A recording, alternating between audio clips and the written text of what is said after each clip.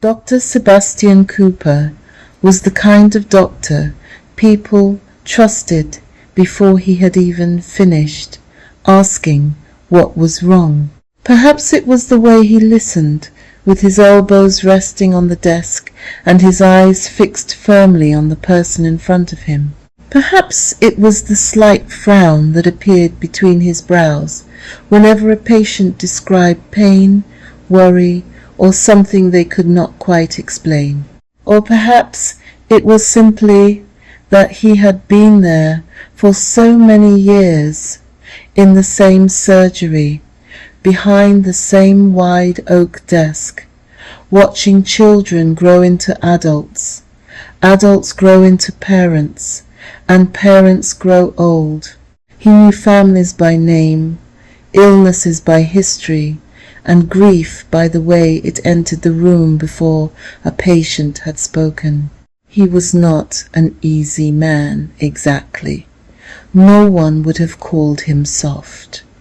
He had a gruff voice, a stern manner, and very little tolerance for melodrama. But those who knew him well understood that beneath the clipped sentences and impatient sighs was a tenderness he tried hard to conceal. He remembered birthdays. He called elderly patients after hospital appointments. He noticed when someone who usually dressed carefully arrived in yesterday's clothes. He saw more than he said. That was why people waited for him. Some refused appointments with the younger doctors altogether. "I'll wait for Dr. Cooper," they would say, even when the receptionist warned them it might be 2 weeks. And so his days were full, too full, most of the time. On that particular Thursday afternoon, the surgery was running 40 minutes behind. The waiting room was restless. A toddler had been crying for the past half hour. Someone had complained loudly about parking.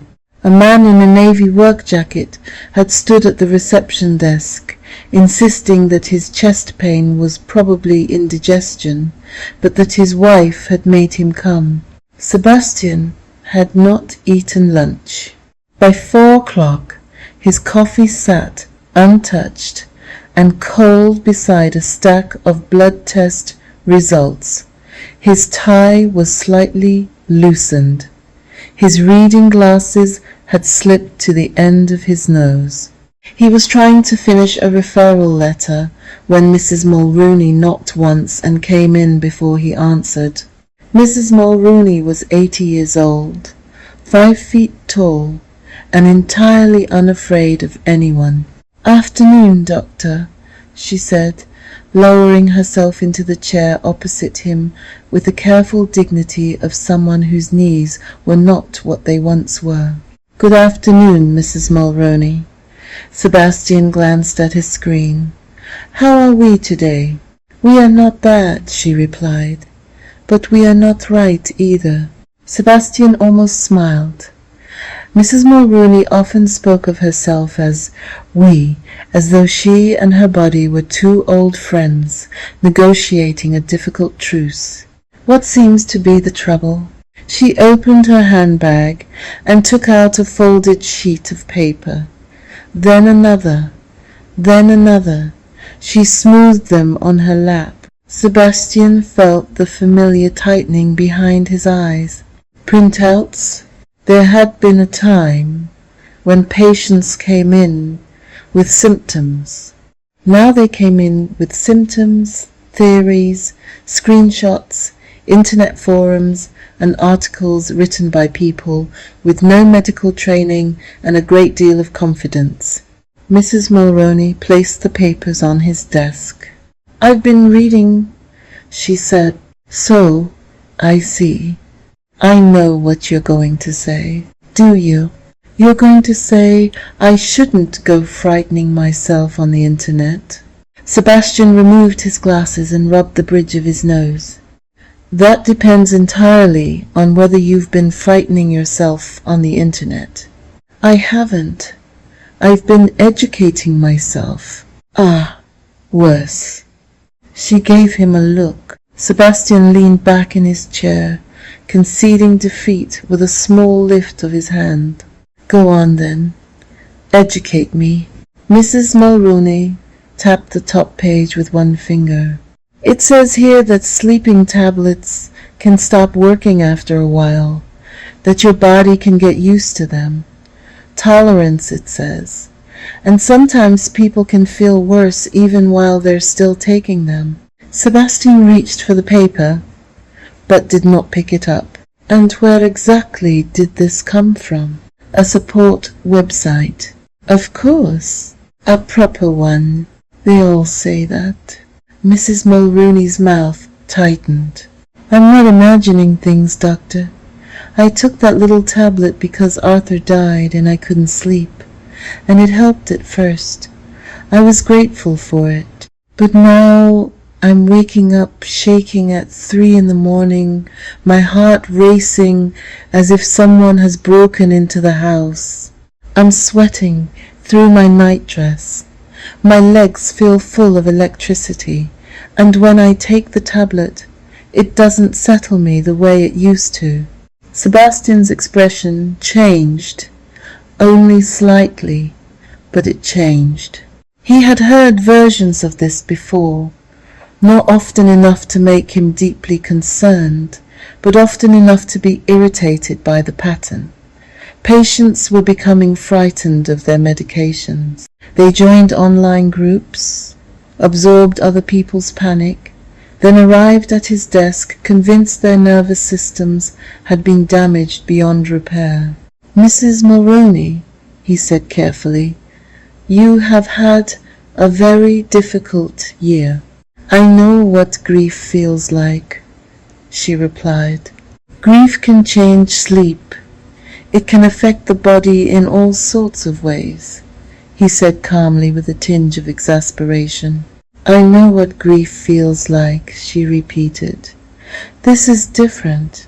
There it was, the phrase he had heard so often lately. This is different. Different from anxiety. Different from grief. Different from depression.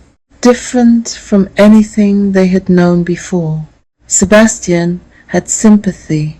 Truly he did. But he also had 30 years of clinical experience, and experience had taught him that the mind and body were not separate kingdoms. Fear could burn in the skin. Grief could tighten the chest. Loneliness could wake the heart at 3 a.m. and convince a person they were dying. He folded the papers and placed them beside his keyboard. I'll have a look, he said. Mrs. Mulrooney studied him. You won't? Sebastian looked up. I beg your pardon? You'll put that in a pile, then you'll forget about it. I said I'll look, and I said you won't. For a moment, they simply stared at one another. Then Sebastian laughed, despite himself. You are a very difficult woman. No, Mrs. Mulrooney said, rising slowly from the chair. I am an old woman who knows her own body. There's a difference. Her words disturbed Sebastian's composure. He stood and helped her with her coat. I'll review your medication, he said. No sudden changes for now. And if the shaking gets worse, or you have chest pain, or you feel unsafe, you call the surgery. I'm not unsafe, doctor. I'm unheard. She took her papers from the desk, then seemed to think better of it. She left the top sheet there. For your pile, she said. After she had gone, Sebastian remained standing for a few seconds, one hand resting on the back of his chair. Then he sat, glanced at the printout, and saw the word in bold near the top. Tolerance. He read the first 2 lines. Then his next patient knocked. By the time the final appointment ended, the waiting room was empty, and the cleaners had begun moving through the corridor with the vacuum cleaner. Sebastian dictated 3 letters, signed 4 prescriptions, reviewed 2 abnormal blood tests, and returned a call to a worried daughter about her father's confusion. The printout remained beside his keyboard. At 7:15, he finally shut down his computer. For a moment, in the sudden stillness of the room, he thought of his wife, Elianna. The thought softened him in a way nothing else had all day. He pictured her as she had been before the accident, barefoot in the kitchen, singing badly to old Motown records, her dark hair twisted on top of her head, laughing at herself before anyone else could. She had been a woman of warmth and movement, always lighting candles, rearranging flowers, remembering people's favorite desserts, making ordinary rooms feel cared for. Then, last year, her parents had died on a wet road in late November, 5 miles from home. After that, something in her had gone quiet. At first, Sebastian had told himself it was shock, then grief, then complicated grief, then exhaustion from grief. She stopped sleeping. Not completely, not at first, but enough for the days to blur at the edges. She would lie awake until dawn, staring at the ceiling, her hands clenched beneath the duvet. Sometimes he woke to find her sitting on the edge of the bed, as though she had heard someone calling her name. He had tried everything sensible, routine, warm baths, no news or devices at night, gentle walks, herbal tea, which he privately considered useless, but never said so. Eventually, because he cared for her, though more through duty and concern than tenderness, and because he was a doctor who found helplessness difficult to bear, he prescribed something to help her sleep, just for a short while, and at first it had seemed like mercy. The first night she slept 6 hours, she cried with relief over breakfast. "I feel almost human," she had said. He remembered touching her hand and thinking, "Thank God." But lately, the nights had begun to fray again. She was waking more often, startling more easily, complaining of strange surges in her body, a rush of heat, a racing heart, ringing in her ears, a feeling as though panic had entered her bloodstream without permission. Last night, she had taken the full dose and still slept less than 2 hours. Sebastian looked at Mrs. Mulrooney's printout again. Tolerance. He picked it up, folded it once, and slipped it into his leather bag. Maybe he would read it after dinner, maybe tomorrow. He turned off the light, locked his office, and walked out through the side entrance into the cool evening air. The drive home took 25 minutes. He spent most of it thinking about the surgery budget, the new locum who was always late, and whether Elianna had managed to eat anything that day. The streets were slick from earlier rain, and the headlights of passing cars shimmered across the windscreen. By the time he pulled into the driveway, the house was dark except for the hall light. That was unusual. Elianna always left the sitting room lamp on. Sebastian parked, lifted his bag from the passenger seat, and let himself in. Elianna? Before he could put his keys down, she appeared at the top of the stairs. She was wearing the blue cardigan her mother had bought her 2 Christmases ago. It hung loosely from her shoulders. Her hair was unbrushed. Her face was pale, her eyes wide and fixed with terror. "Sebastian," she gasped. He dropped his bag. "What is it?" She came down the stairs too quickly, one hand clutching the banister. "I can't breathe." He moved towards her. "I can't breathe, Sebastian. Something's wrong. Something is terribly wrong." He caught her as she reached the bottom step. Her body was trembling so violently he could feel it through her clothes. "All right," he said, keeping his voice low. "Come here. Sit down." "No, listen to me. I can't breathe. I think I'm dying." "You're not dying. You don't know that." "I do know that." "You don't," she cried, gripping his arm. "You're not listening. My chest feels strange. My throat feels tight. My heart is racing. I can't get enough air." Sebastian guided her into the sitting room and sat her on the couch. Her fingers dug into his sleeve. "Stay with me," she said. "Please don't leave me. I'm not going anywhere." He reached for the small medical pouch he kept in the hall cupboard and took out the pulse oximeter. He placed it on her left index finger. Her breathing came fast and shallow.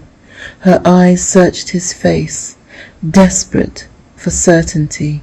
The oximeter beeped. Oxygen saturation 98. Pulse 126. Sebastian exhaled slowly. "Your oxygen is normal, but I can't breathe." "You are breathing. Your oxygen level is good." "Then why does it feel like this?" He sat beside her and took her hand. "It's panic, Ellie." The old name slipped out, tender and automatic. She stared at him. "No, I know it feels frightening." "No, Sebastian. This is not normal panic. It can feel exactly like this. I am telling you something is wrong, and I am telling you your oxygen level is normal." A flicker of hurt crossed her face. He saw it, but only for a second. Then the terror swallowed it again. She bent forward, pressing one hand to her chest. "It came out of nowhere," she whispered. "I was just standing in the kitchen. I wasn't thinking about Mum and Dad. I wasn't crying. I wasn't upset. It just came over me, like a wave, like my body was screaming." Sebastian rubbed her back. "Grief does that sometimes." She closed her eyes. There was silence, except for the ticking of the mantel clock and the faint hum of the refrigerator in the kitchen. Then she said, very quietly, "You think everything is grief." He paused.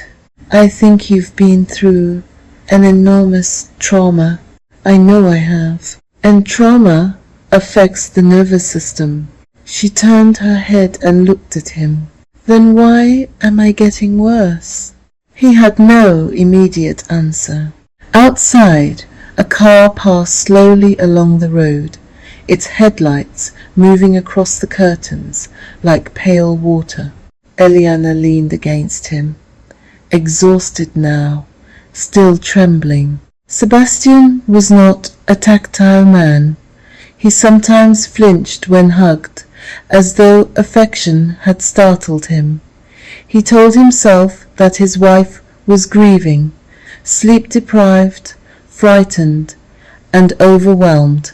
He told himself that she needed steadiness, not speculation. He told himself that the worst thing he could do was feed her fear. But in the hallway, inside his leather bag, folded between a referral letter and a packet of mints, Mrs. Mulrooney's printout waited, and on the first page, in bold black type, was the word Sebastian Cooper had not yet allowed himself to consider. By morning, the terror had passed. Or at least, that was what Sebastian told himself. Elianna was sitting at the kitchen table when he came downstairs, wrapped in the same blue cardigan, both hands curled around a mug of tea she had not drunk. She looked smaller than she used to. That was the thought that came to him before he could stop it. Smaller, as though the night had taken something from her and not given it back. The kitchen was bright with early spring sunlight, too bright perhaps. Elianna had pulled the blinds halfway down, leaving the room striped with thin bars of gold and shadow. "You're up early," he said. She glanced at him. "I didn't sleep." He paused by the kettle. "Not at all? Maybe 20 minutes. I'm not sure." Sebastian filled the kettle and set it on its base. "You should have woken me." "I did." He turned. She looked back at him, not accusingly, but with a kind of flat exhaustion that made accusation unnecessary. "You sat up," she said. "You told me to try to rest. Then you fell asleep again." A small flush of shame passed through him. "I'm sorry. I don't remember." "I know." The kettle began to rumble. Sebastian took 2 mugs from the cupboard, then realized she already had tea in front of her. He put one back. "How do you feel now?" Elianna looked down at the mug. "Wrong." He waited. "I feel wrong," she said again. It was not a useful clinical description, but it was the only word that seemed to fit. Wrong. Her skin felt too tight. Her muscles buzzed as though a low electrical current had been switched on beneath them. Her heart kept speeding up for no reason, then slowing, then speeding again. There was a pressure behind her eyes, a trembling in her stomach. Sounds seemed too sharp. Light seemed too white. Even the scrape of Sebastian's spoon against his mug made her flinch. She wanted to say all of that. Instead she said, "I don't feel like myself." Sebastian stirred his coffee. "You had a frightening episode last night." "It wasn't an episode." "Ellie, please don't call it that." He put the spoon down. "All right. What would you like me to call it?" "I don't know. But not that." He leaned against the counter, watching her carefully. His work shirt was crisp, his hair still damp from the shower, his face tired, but composed. Even at home, even in slippers, Sebastian carried something of the consulting room with him. That steady, contained authority, the air of a man who knew which things mattered and which things did not. Once it had comforted her. Now it frightened her. "I found something," she said.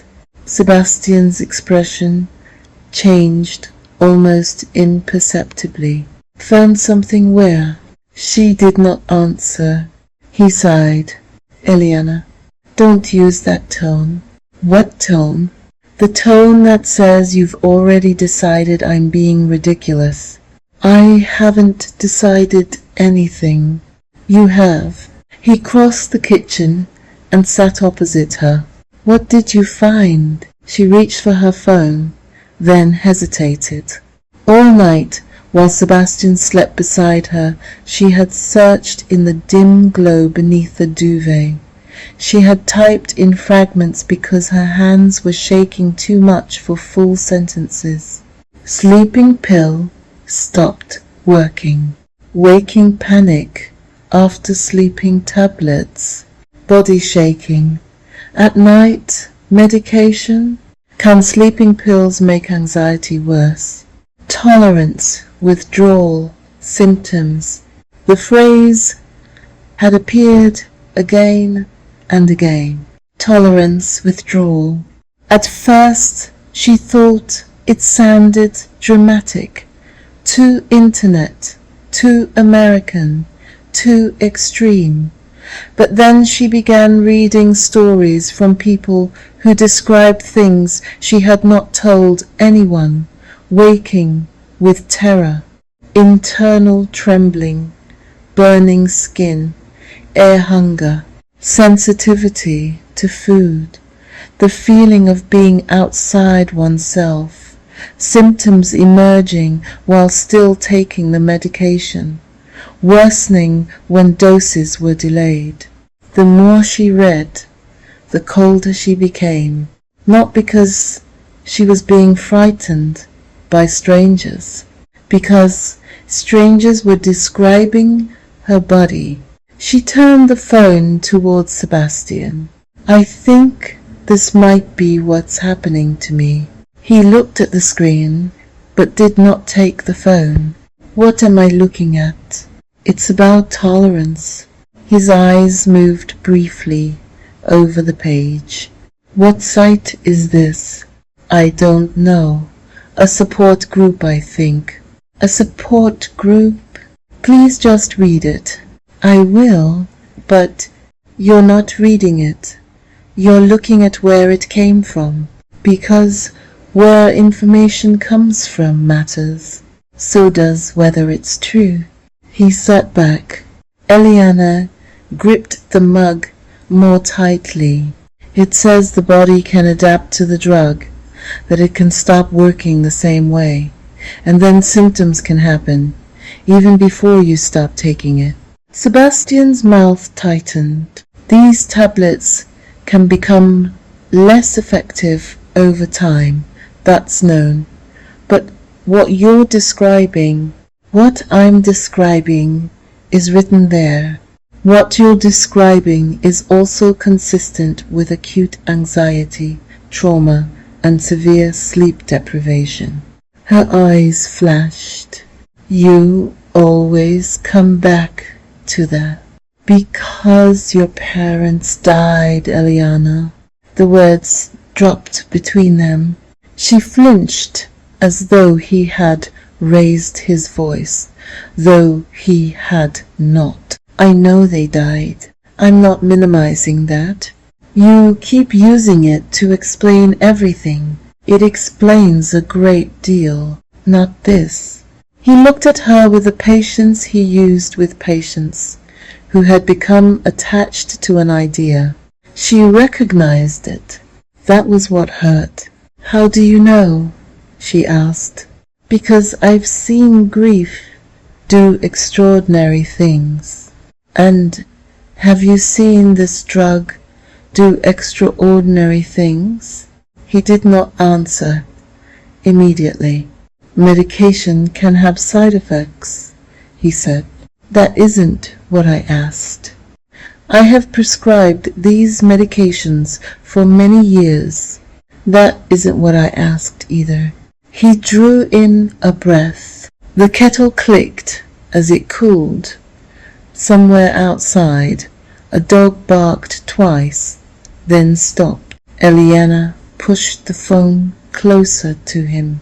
"Please read it properly. I have patience in less than an hour." "Sebastian, I'll look later. You said that yesterday about your patient's printout." His head lifted. "What? I saw it in your bag." He frowned. "You went into my bag?" "I was looking for paracetamol. The paper was sticking out." "That was given to me by a patient. It has nothing to do with you." "It has the same word on it. Tolerance." "Elianna, she was talking about sleeping tablets too, wasn't she?" Sebastian stood. "I'm not discussing another patient with you. I'm not asking you to. I'm asking you to notice." "I do notice. I notice that you have barely slept, that you are grieving, that you spent the night frightening yourself online, and now you are connecting every sensation in your body to a tablet that was meant to help you. Meant to help me, she repeated. Her voice was so quiet, he almost missed the bitterness in it. He softened. Ellie, I prescribed it because you were suffering. I know. I would never give you anything I believed would harm you. I know that too. Then why are you looking at me as though I've done something terrible? Her eyes filled, but the tears did not fall. Because I am telling you something terrible is happening to me, and you are more interested in defending the pill than hearing your wife. The words struck him. For a moment, the room seemed to narrow around them. Sebastian's instinct was to go to her, to hold her, to say, I hear you, I will look, we will work it out. But beneath that instinct was another one, sharper and more frightening. What if she was right? He rejected the thought almost before it fully formed. If the medication was causing harm, then he had caused harm, not intentionally, not negligently, but still. His hand had written the prescription. His voice had reassured her. His confidence had placed the little white tablets on her bedside table. No, there had to be another explanation. I am not defending anything, he said, though even to himself his voice sounded defensive. I'm trying to keep this in proportion. In proportion? Yes. I thought I was dying last night, and I checked you. Your oxygen was normal. Do you think that means nothing was wrong? I think it means you were not dying, but something was wrong. Panic feels like something is wrong. I didn't have panic before. You had distress, you had insomnia, you had grief. I had grief, Sebastian. I did not have this. He looked at his watch. The gesture was small, automatic, almost meaningless. But Elianna saw it, and something inside her seemed to give way. You need to go, she said. I don't need to leave for another 15 minutes. No, you need to go because you've already left. He stared at her. That's unfair, is it? I'm standing here trying to help you. No, she said. You're standing there trying to make sure I don't believe myself. The sentence hung in the air. Sebastian picked up his coffee, then set it down without drinking. I am going to speak plainly, he said. There it was again, the doctor voice. Elianna closed her eyes. You are vulnerable right now, he continued. You are sleep deprived and frightened. These online spaces can be dangerous for people in your position. They can reinforce symptoms, amplify fear, and convince people they are damaged when what they need is stability. She opened her eyes. Damaged. I didn't say you were damaged. You said they convince people they are damaged. Yes, and I don't want that for you. What if I am damaged? You're not. How do you know? Because these drugs leave the system quickly. She gave a small, humorless laugh. That's what people online said doctors say. For heaven's sake, Elianna. She pushed the phone away and stood too quickly. The room tilted. She reached for the table. Sebastian stepped forward. Careful. Don't. I'm trying to help. Then listen. See? I am listening. No, she said, gripping the back of the chair. You are waiting for me to stop talking so you can correct me. That silenced him. For a few seconds, they stood on opposite sides of the kitchen table, divided by the cold tea, the untouched coffee, the phone, and everything neither of them knew how to say. Then Sebastian's page vibrated on the counter. He looked at it. The surgery. Of course. He picked it up, read the message, and slipped it into his pocket. I have to go. Yes, Elianna said. You do. He hesitated. I'll call you between patients. Don't, Elianna. I mean it. Don't call to check my oxygen. Don't call to tell me it's panic. Don't call unless you're willing to say you don't know. He looked wounded then, truly wounded. I have never pretended to know everything. She looked at him with such tired sadness that he almost turned away. You're there with me. He had no answer, so he took his jacket from the back of the chair, picked up his leather bag, and went to the hall. At the front door, he stopped. I love you, he said. For a moment, she did not reply. Then, from the kitchen, came her voice. I know. It was worse than if she had said nothing. Sebastian left the house, settled into quiet. Elianna stood in the kitchen until she heard his car start, until the tires rolled over the gravel, until the sound faded into the street, and there was nothing left but the hum of the refrigerator and the violent beating of her own heart. Then she sank back into the chair. Her phone lay face down on the table. She did not want to pick it up again. She did not want to read another story, another warning, another list of symptoms that made her feel both less alone and more afraid. She did not want to spend her days in groups. She was much too sensitive, including to the suffering of others. But now she had joined multiple groups, typing desperate messages at 3 in the morning while the rest of the world slept. She tried hard to keep her wits together. Slowly, she turned the phone over. Her hands shook as she opened the page again. The words blurred, then sharpened. Tolerance withdrawal can occur when the body has adapted to the presence of a medication.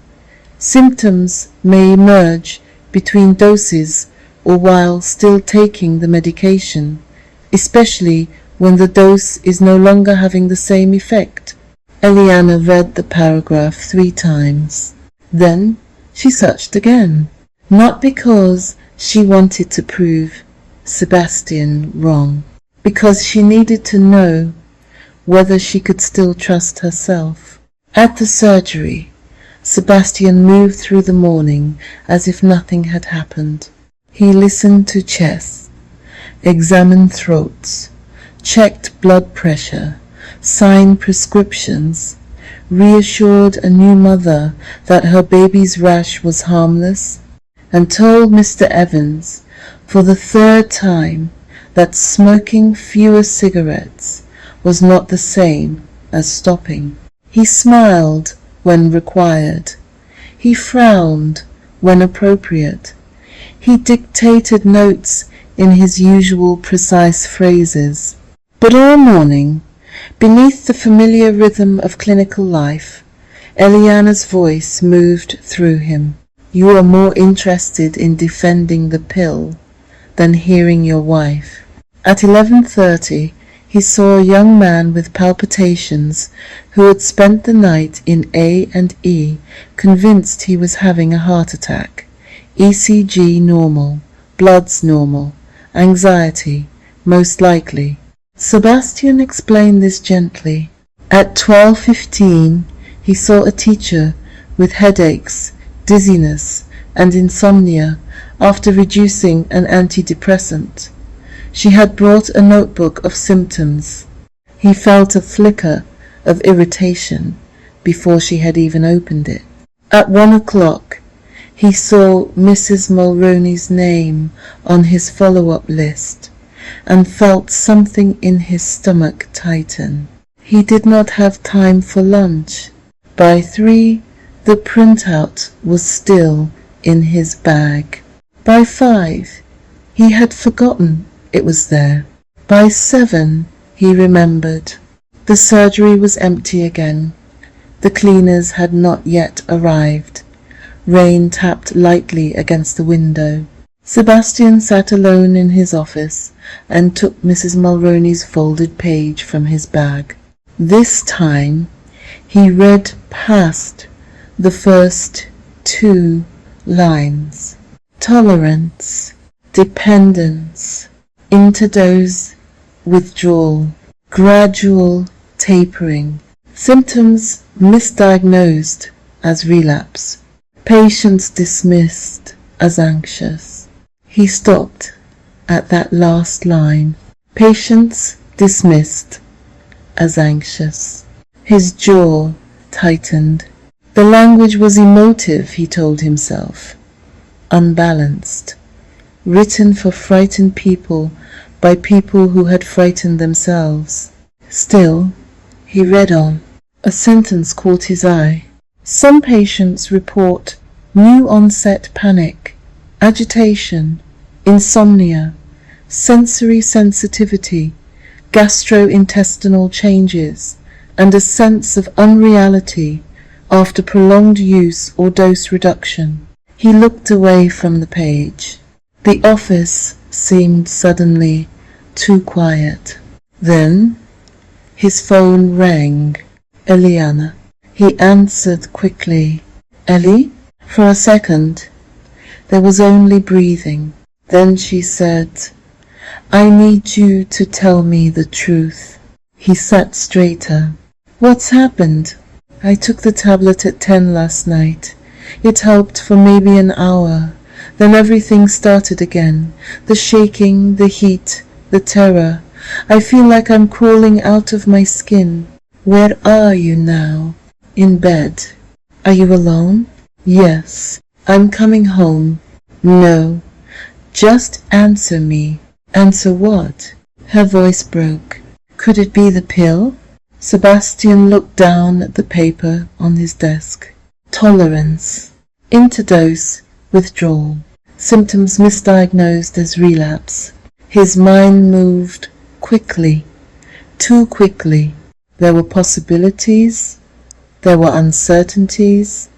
There was risk in confirming a fear. There was risk in denying one. There was clinical judgment. There was marital tenderness. There was his own shame, waiting somewhere at the edge of the room. He closed his eyes. Then he made the first mistake that would cost him more than he understood. No, he said, not like this. There was silence. Then Elianna whispered, You didn't even pause. Ellie, you didn't even think about it. I have thought about it. No, you thought about what it would mean if I was right. The line went dead.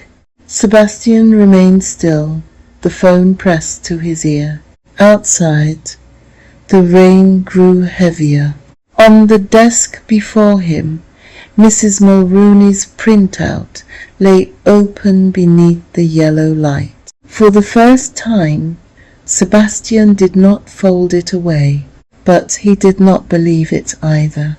By the time Sebastian came home that night, Elianna had stopped crying. That frightened him more than tears would have done. She was sitting on the edge of their bed in the dark, her hands resting in her lap, her back straight, her face turned towards the window. Outside, rain ran in silver lines down the glass. The room smelled faintly of a pleasant pillow spray, and the untouched dinner he had carried up on a tray 2 hours earlier.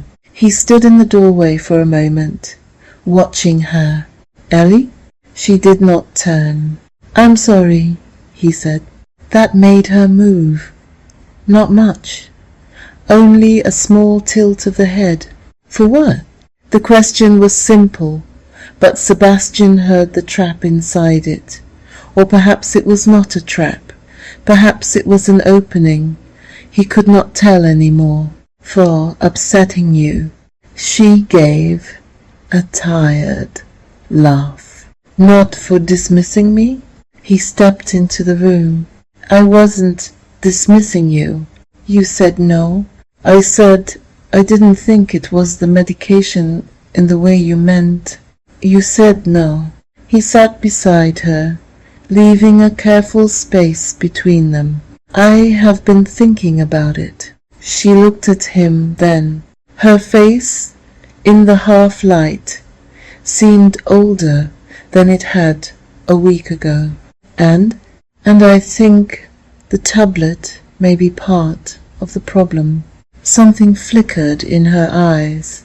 Hope, perhaps, or relief, or simply the brief, painful shock of being believed after bracing herself for another argument.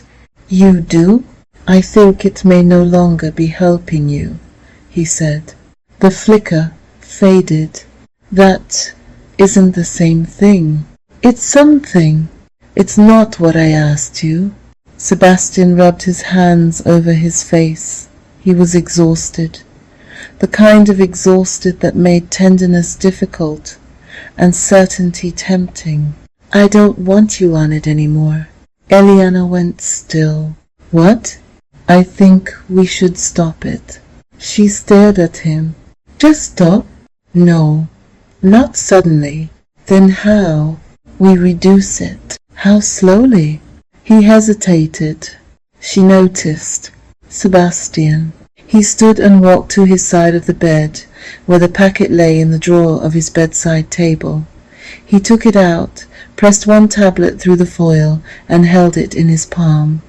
Such a small thing, almost absurdly small, considering the size of the fear it had brought into their home. You're on a low dose, he said. We can cut it in half for a while, then quarters, then perhaps alternate nights before stopping. Elianna's mouth parted slightly.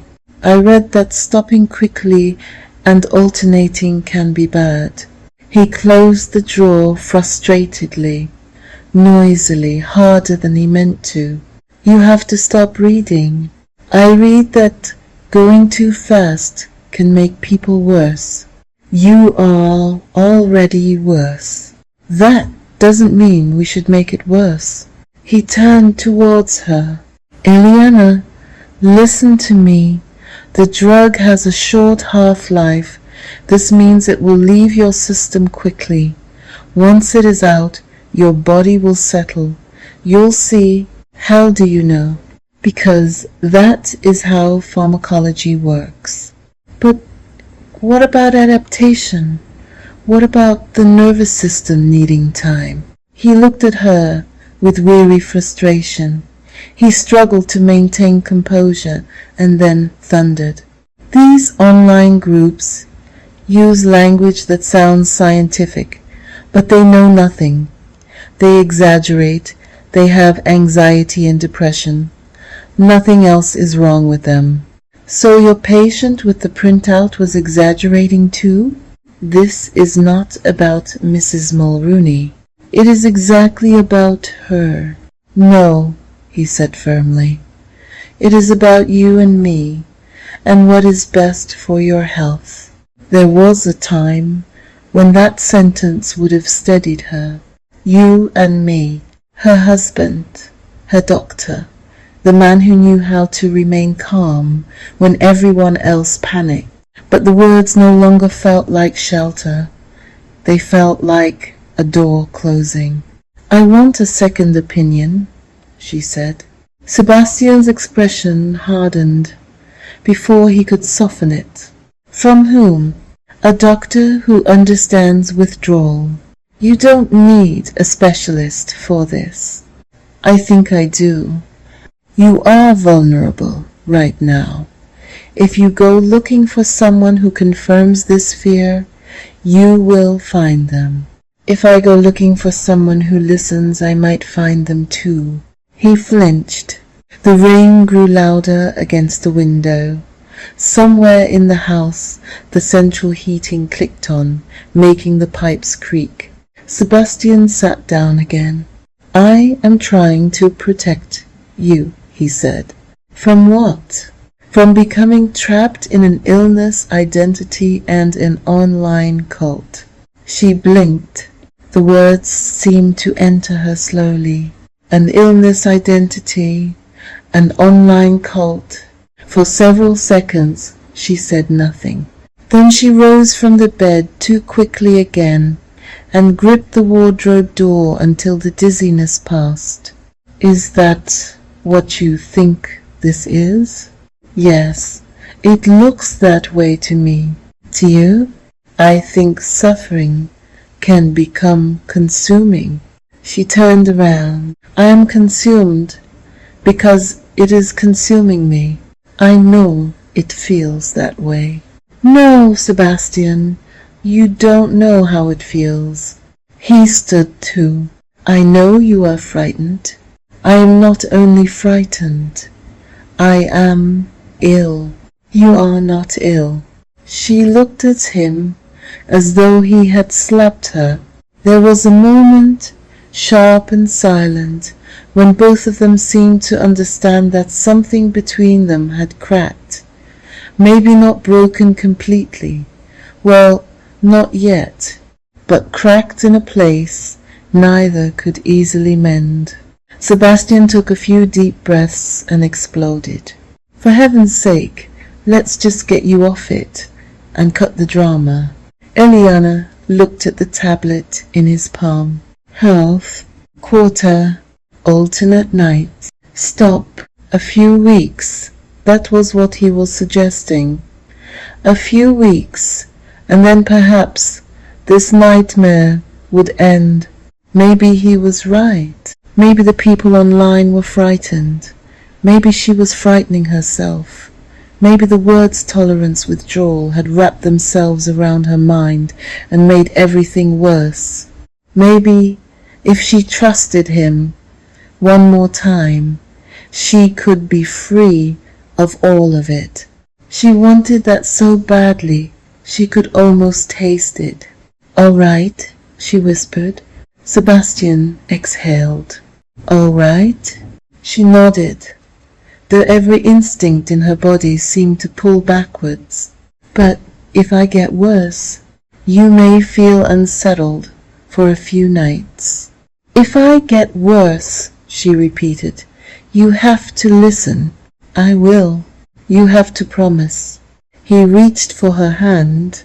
I promise. She let him hold it. Neither of them knew then how easily a promise could become another thing that hurt. The first cut was made at the kitchen counter the following morning. Sebastian placed the tablet in a pill cutter, and as he closed it, the tablet split in two. Elianna stood beside him in her dressing gown, arms folded tightly across her chest. It doesn't cut evenly, she said. It's fine. One piece is bigger. It won't matter.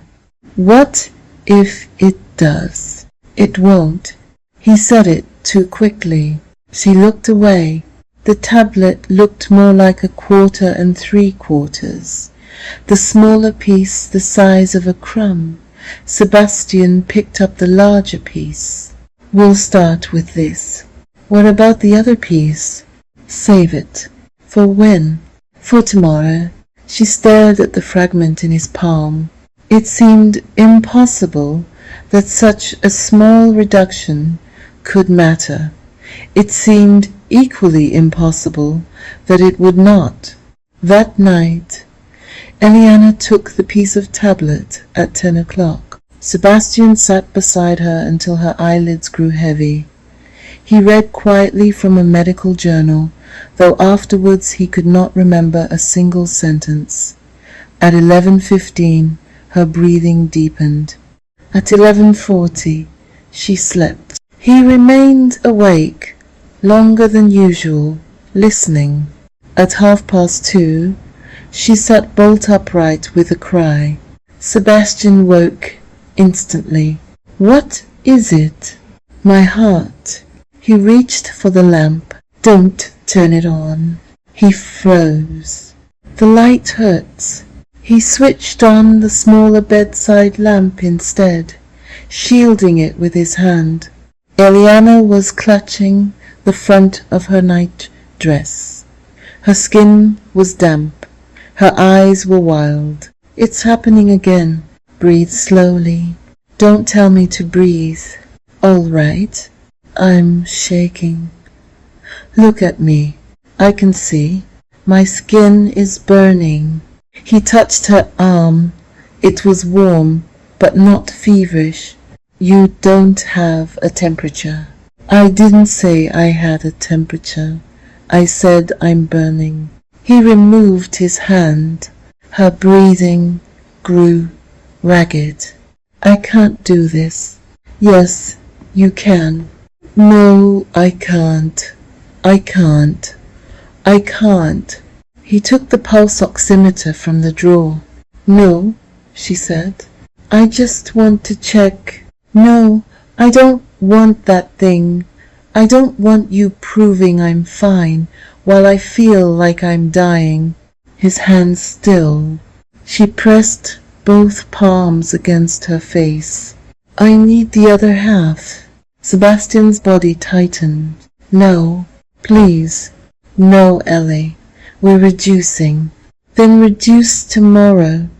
"Not tonight. Please, please. I can't bear this." "You're having rebound symptoms." "Rebound. Withdrawal. Tolerance. Call it whatever you want.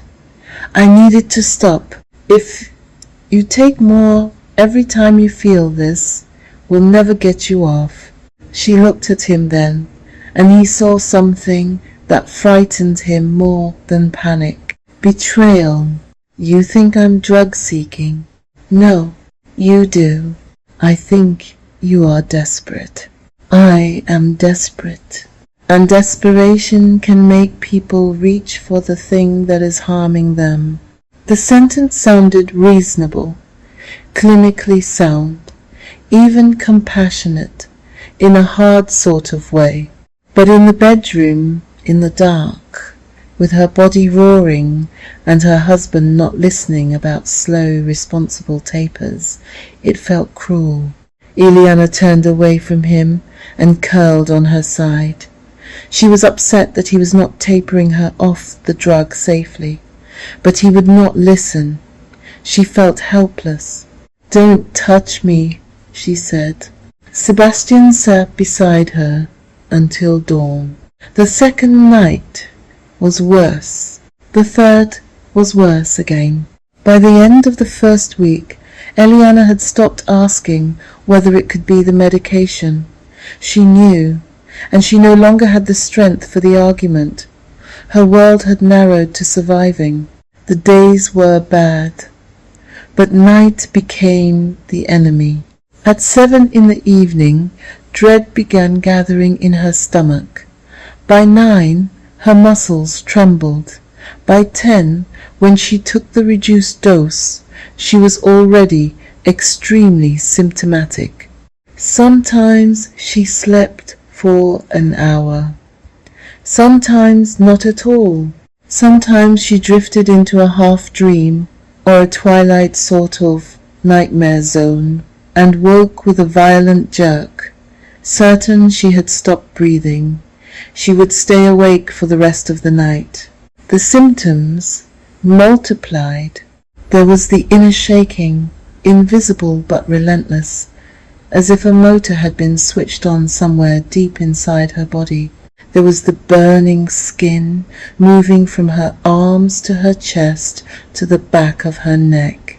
There were sounds that pierced her, the kettle boiling, cutlery touching plates, Sebastian closing a cupboard too firmly. There was nausea, a metallic taste, pressure in her head, a sense that the floor shifted when she walked, moments when her own hands looked unfamiliar.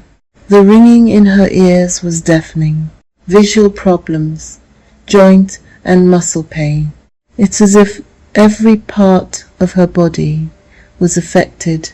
She vomited, she had diarrhea, and at other times constipation. One morning she stood in front of the bathroom mirror and stared at her reflection for almost a minute before whispering, "Where have I gone?" Sebastian found her there. "Ellie?"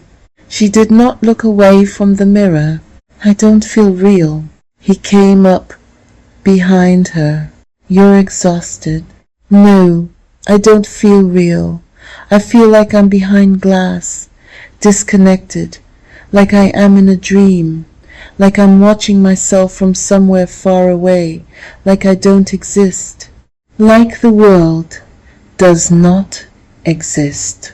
He rested a hand on her shoulder. She flinched. He removed it.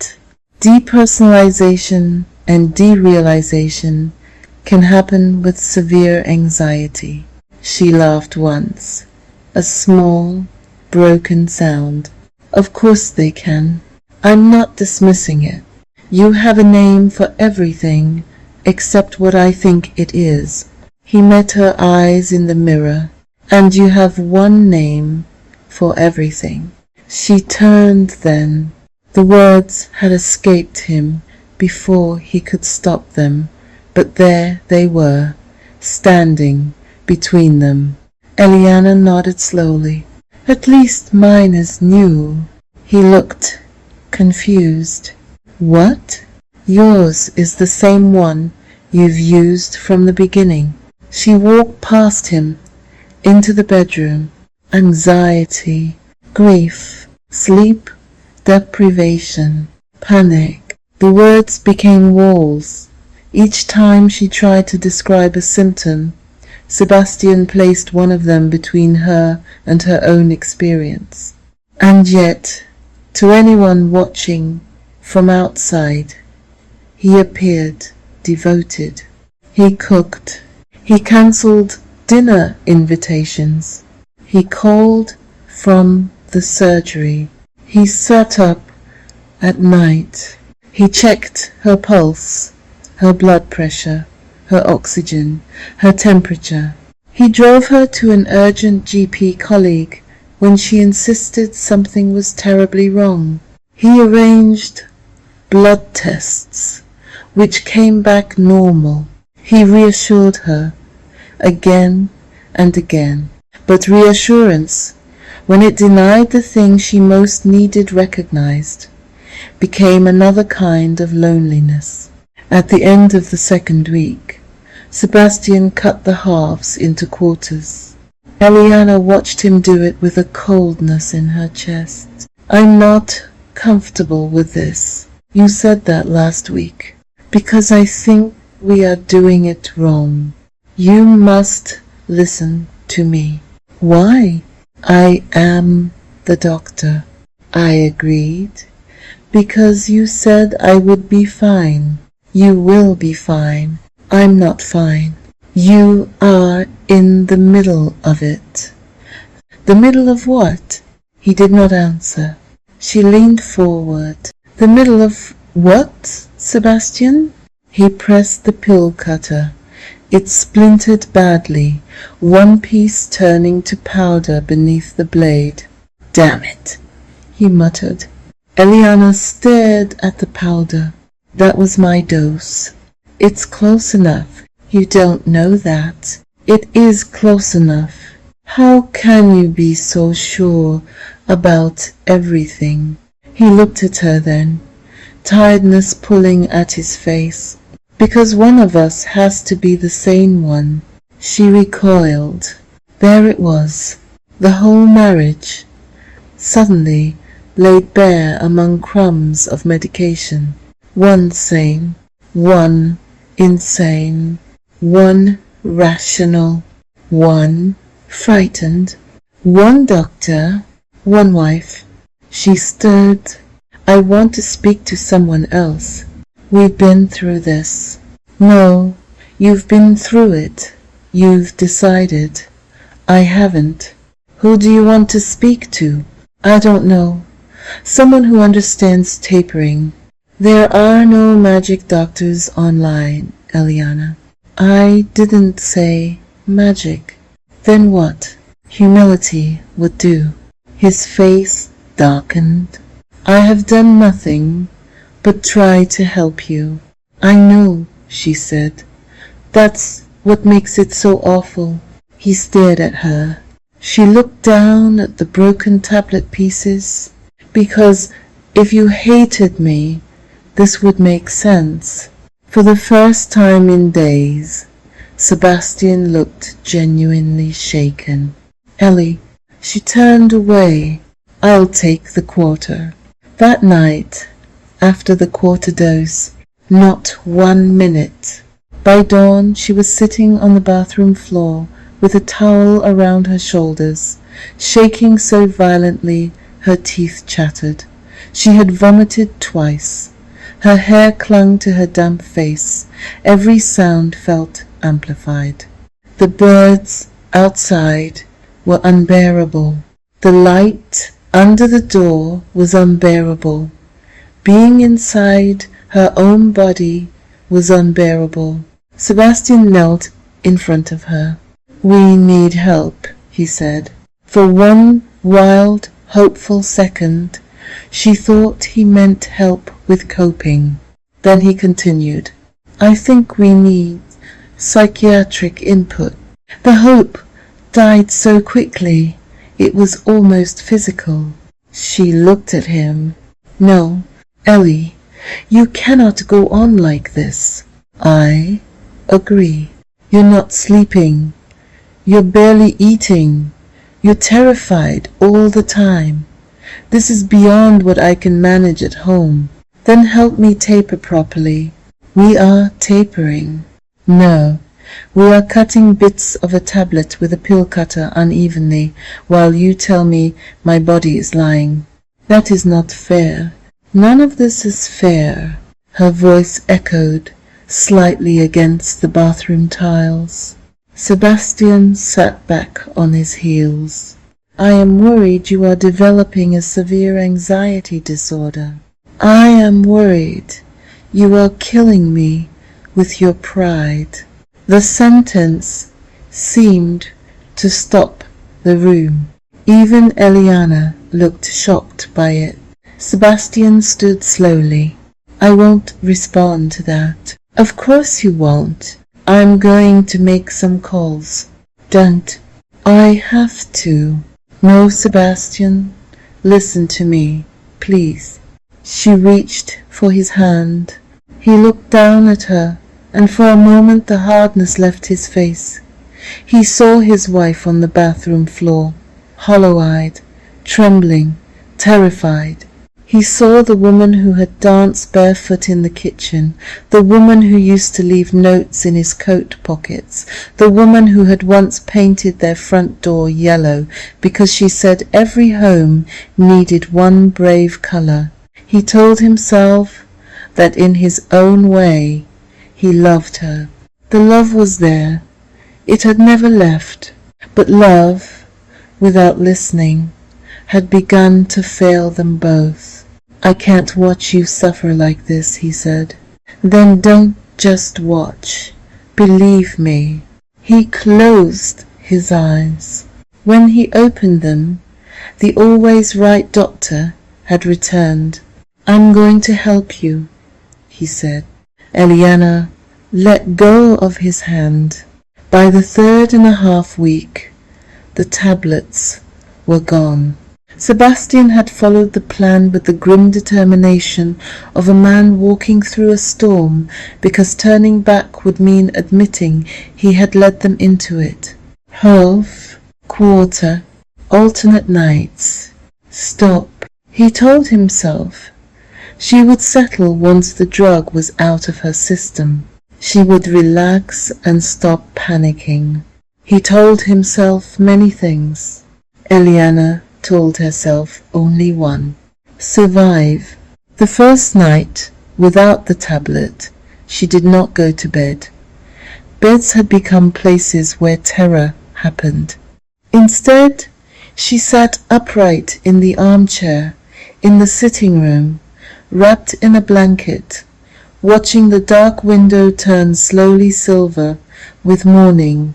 At 4:17, Elianna called out to Sebastian, "Are you awake?" He opened his eyes.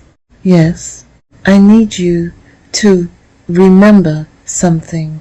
He sat up. "What?" "If I don't survive this, I need you to remember that I told you." A coldness moved through him. "Don't say that. I need you to remember you are going to survive. You don't know that." "Yes, I do."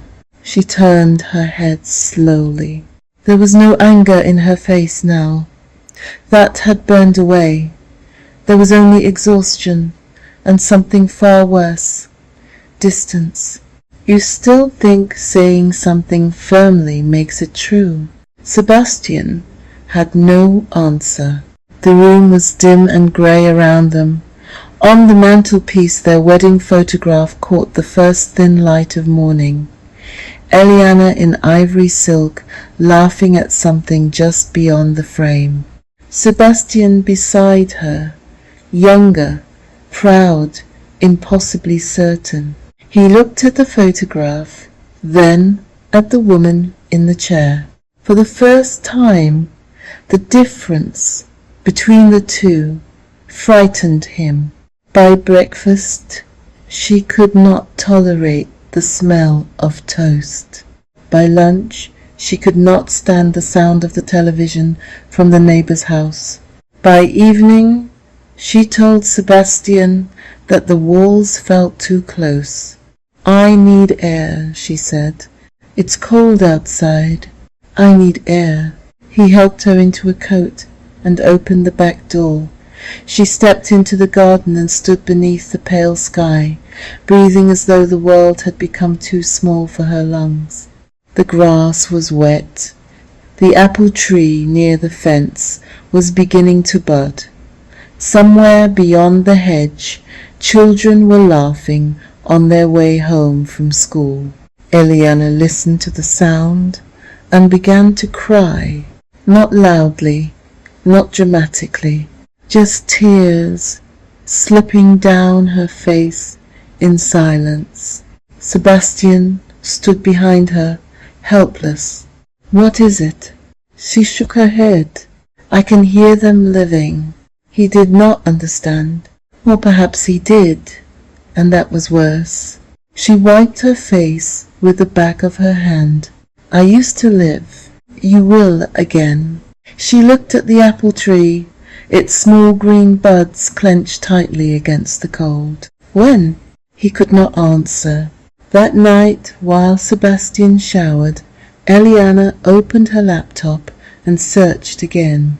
By dawn, she was sitting on the bathroom floor with a towel around her shoulders, shaking so violently her teeth chattered. She had vomited twice. Her hair clung to her damp face. Every sound felt amplified. The birds outside were unbearable. The light under the door was unbearable. Being inside her own body was unbearable. Sebastian knelt in front of her. "We need help," he said. For one wild, hopeful second, she thought he meant help with coping. Then he continued, "I think we need psychiatric input." The hope died so quickly, it was almost physical. She looked at him.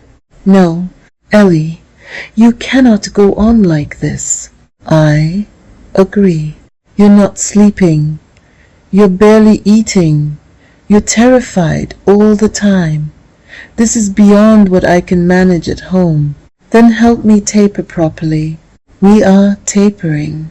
"No, we are cutting bits of a tablet with a pill cutter unevenly, while you tell me my body is lying. That is not fair." "None of this is fair." Her voice echoed slightly against the bathroom tiles. Sebastian sat back on his heels. I am worried you are developing a severe anxiety disorder. I am worried you are killing me with your pride. The sentence seemed to stop the room. Even Elianna looked shocked by it. Sebastian stood slowly. I won't respond to that. Of course you won't. I'm going to make some calls. Don't. I have to. No, Sebastian. Listen to me, please.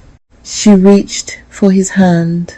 He looked down at her, and for a moment the hardness left his face. He saw his wife on the bathroom floor, hollow-eyed, trembling, terrified. He saw the woman who had danced barefoot in the kitchen, the woman who used to leave notes in his coat pockets, the woman who had once painted their front door yellow because she said every home needed one brave colour. He told himself that in his own way he loved her. The love was there. It had never left. But love, without listening, had begun to fail them both. I can't watch you suffer like this, he said. Then don't just watch. Believe me. He closed his eyes.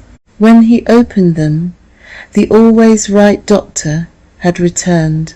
I'm going to help you, he said. Elianna let go of his hand. By the 3.5 week, the tablets were gone.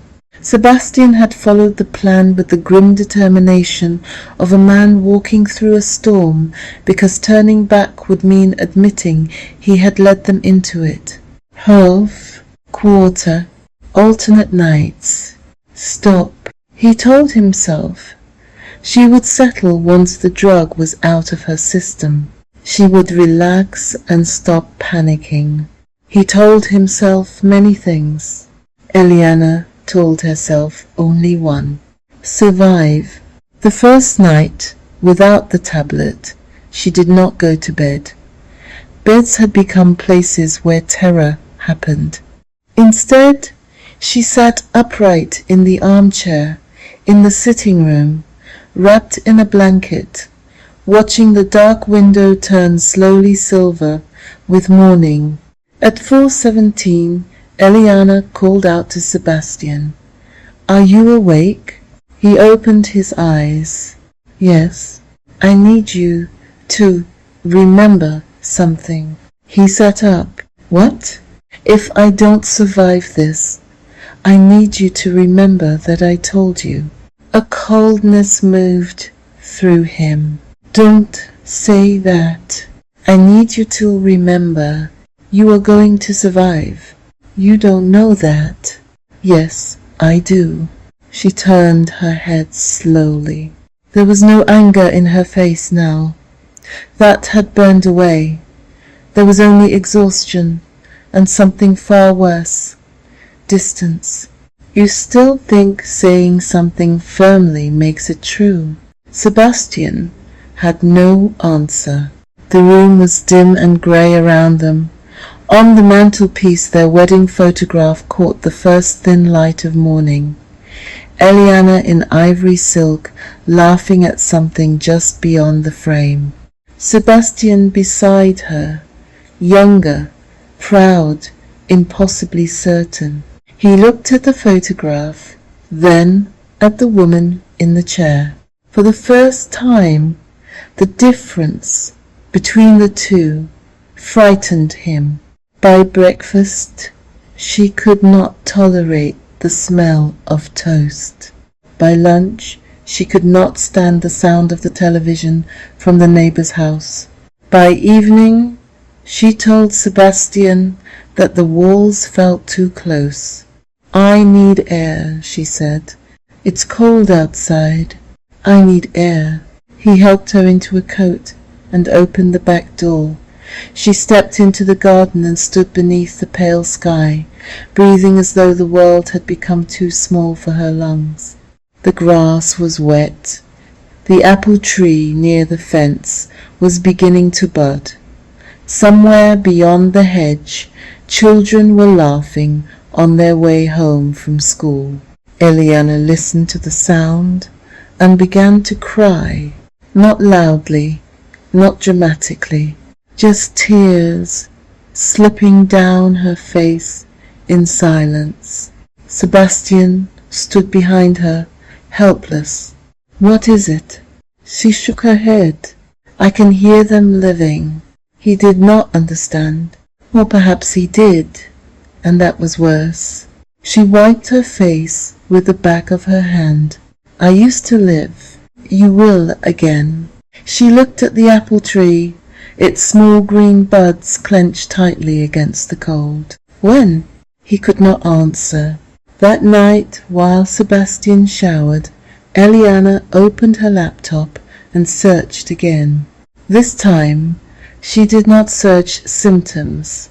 She searched places to stay, support lines, how to leave when you are unwell, how to survive prescribed drug injury alone.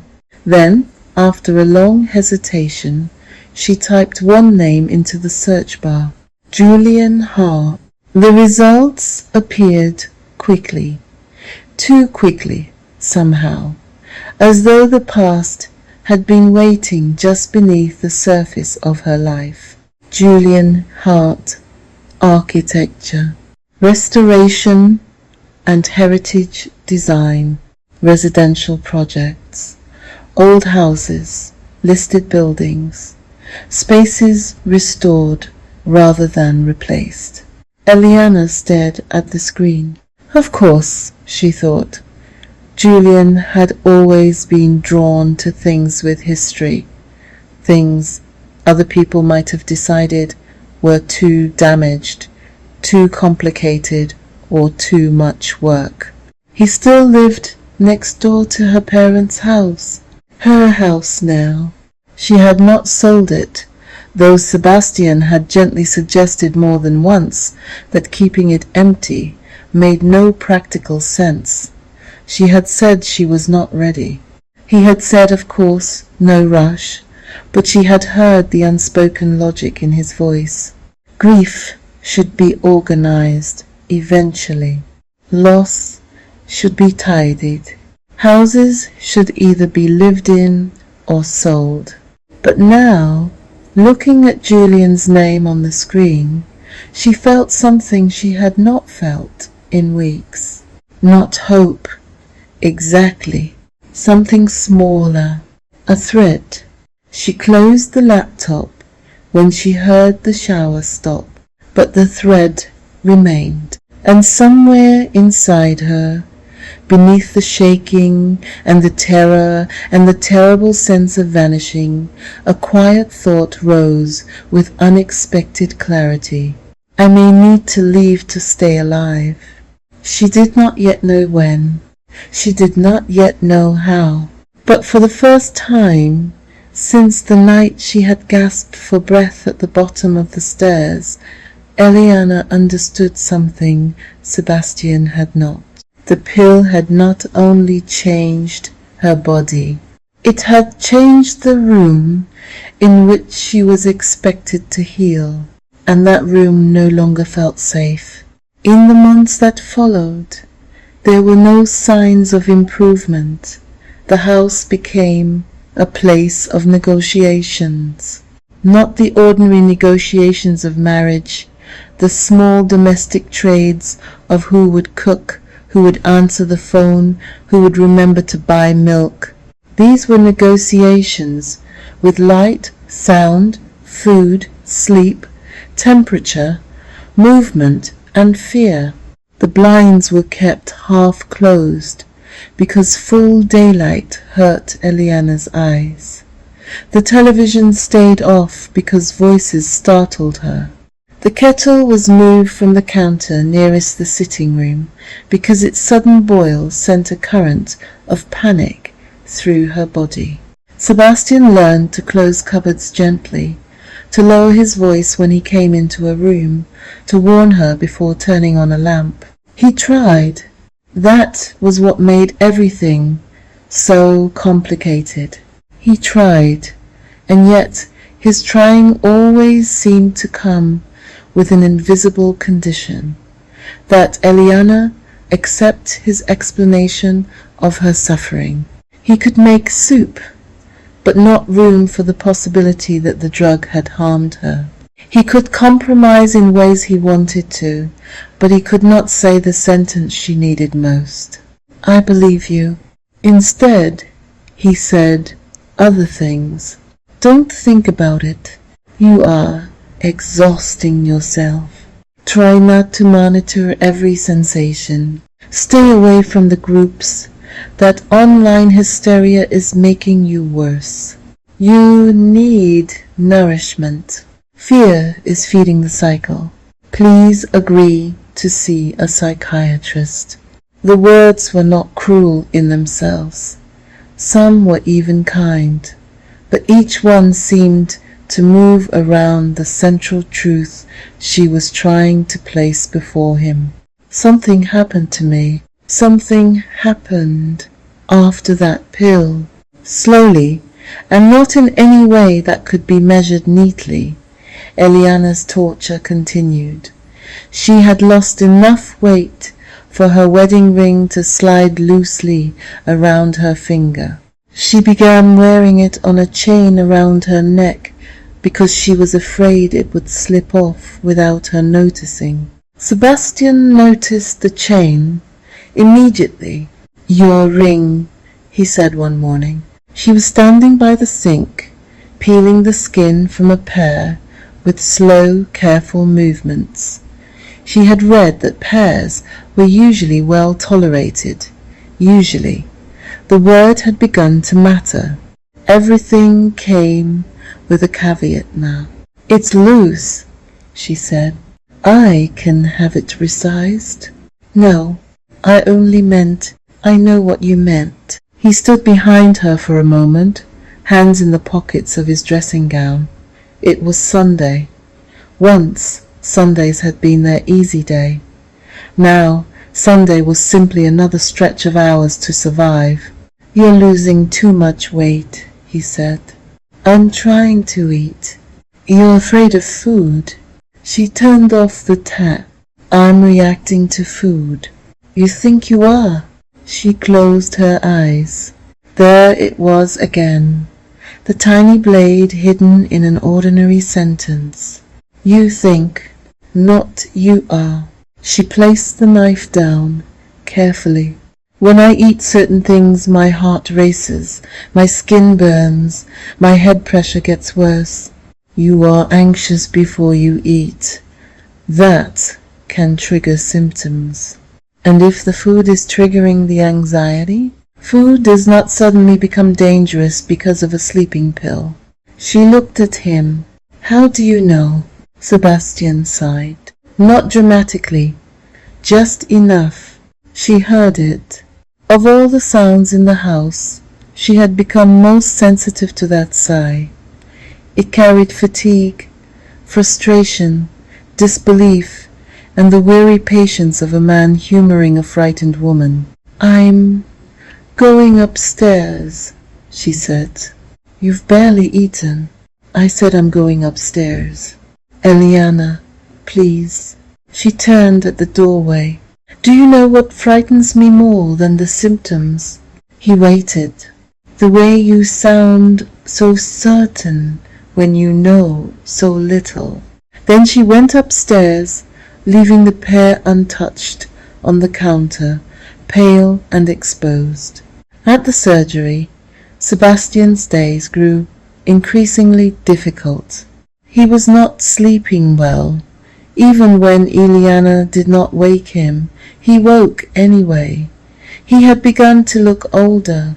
The receptionist, Janet, asked twice whether he was unwell. "I'm fine," he said both times. He was not fine. He was angry, though he could not decide with whom. The internet, certainly. The forums, the unseen people who had given Elianna words that now stood between them. The drug companies, perhaps, though he resisted that thought because it opened doors he did not want to enter. Her, for questioning his expertise, himself, though he would not have named that yet. Mostly, he was angry at the helplessness. He had built a life around being useful. Patients came in with problems, and he examined, diagnosed, referred, prescribed, reassured. He could not fix everything, but he could usually do something. With Elianna, every something became wrong. Suggest food, and she heard dismissal. Suggest rest, and she heard minimization. Suggest psychiatric support, and she heard betrayal. Suggest staying away from support forums, and she heard isolating and silencing. And perhaps, in some terrible way, she was right. That thought came to him sometimes without warning, like a shadow crossing a window. He pushed it away each time.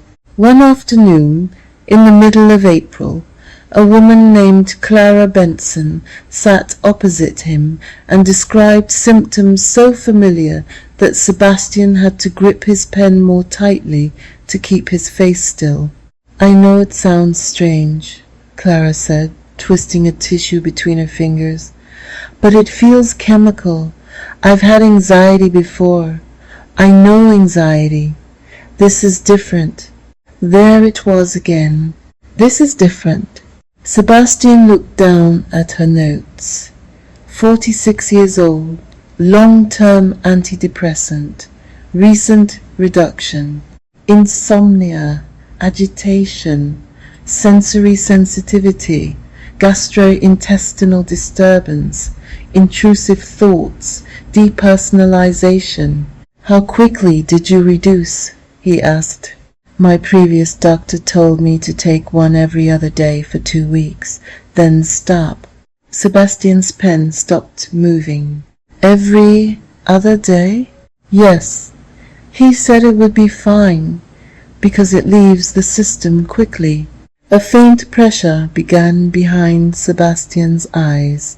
Clara leaned forward. "Do you think it could be withdrawal?" He felt the familiar machinery of reassurance begin to assemble itself. It could be relapse. It could be anxiety.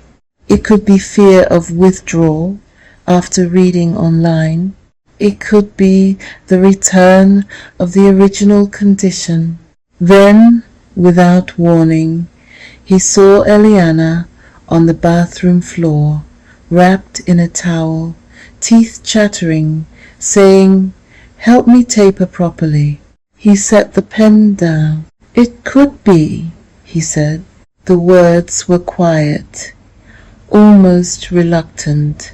Clara's face changed. Not with triumph, not even relief. With the fragile astonishment of someone who had expected a door to close, and instead heard it open slightly. "You believe me?" Sebastian swallowed. "I believe you are suffering," he said. It was not the same thing. They both knew it, but it was closer than he had come before. That evening, Sebastian bought dinner from the Italian restaurant Elianna had once loved. He chose carefully: plain grilled chicken, roasted potatoes, steamed courgettes, no sauce.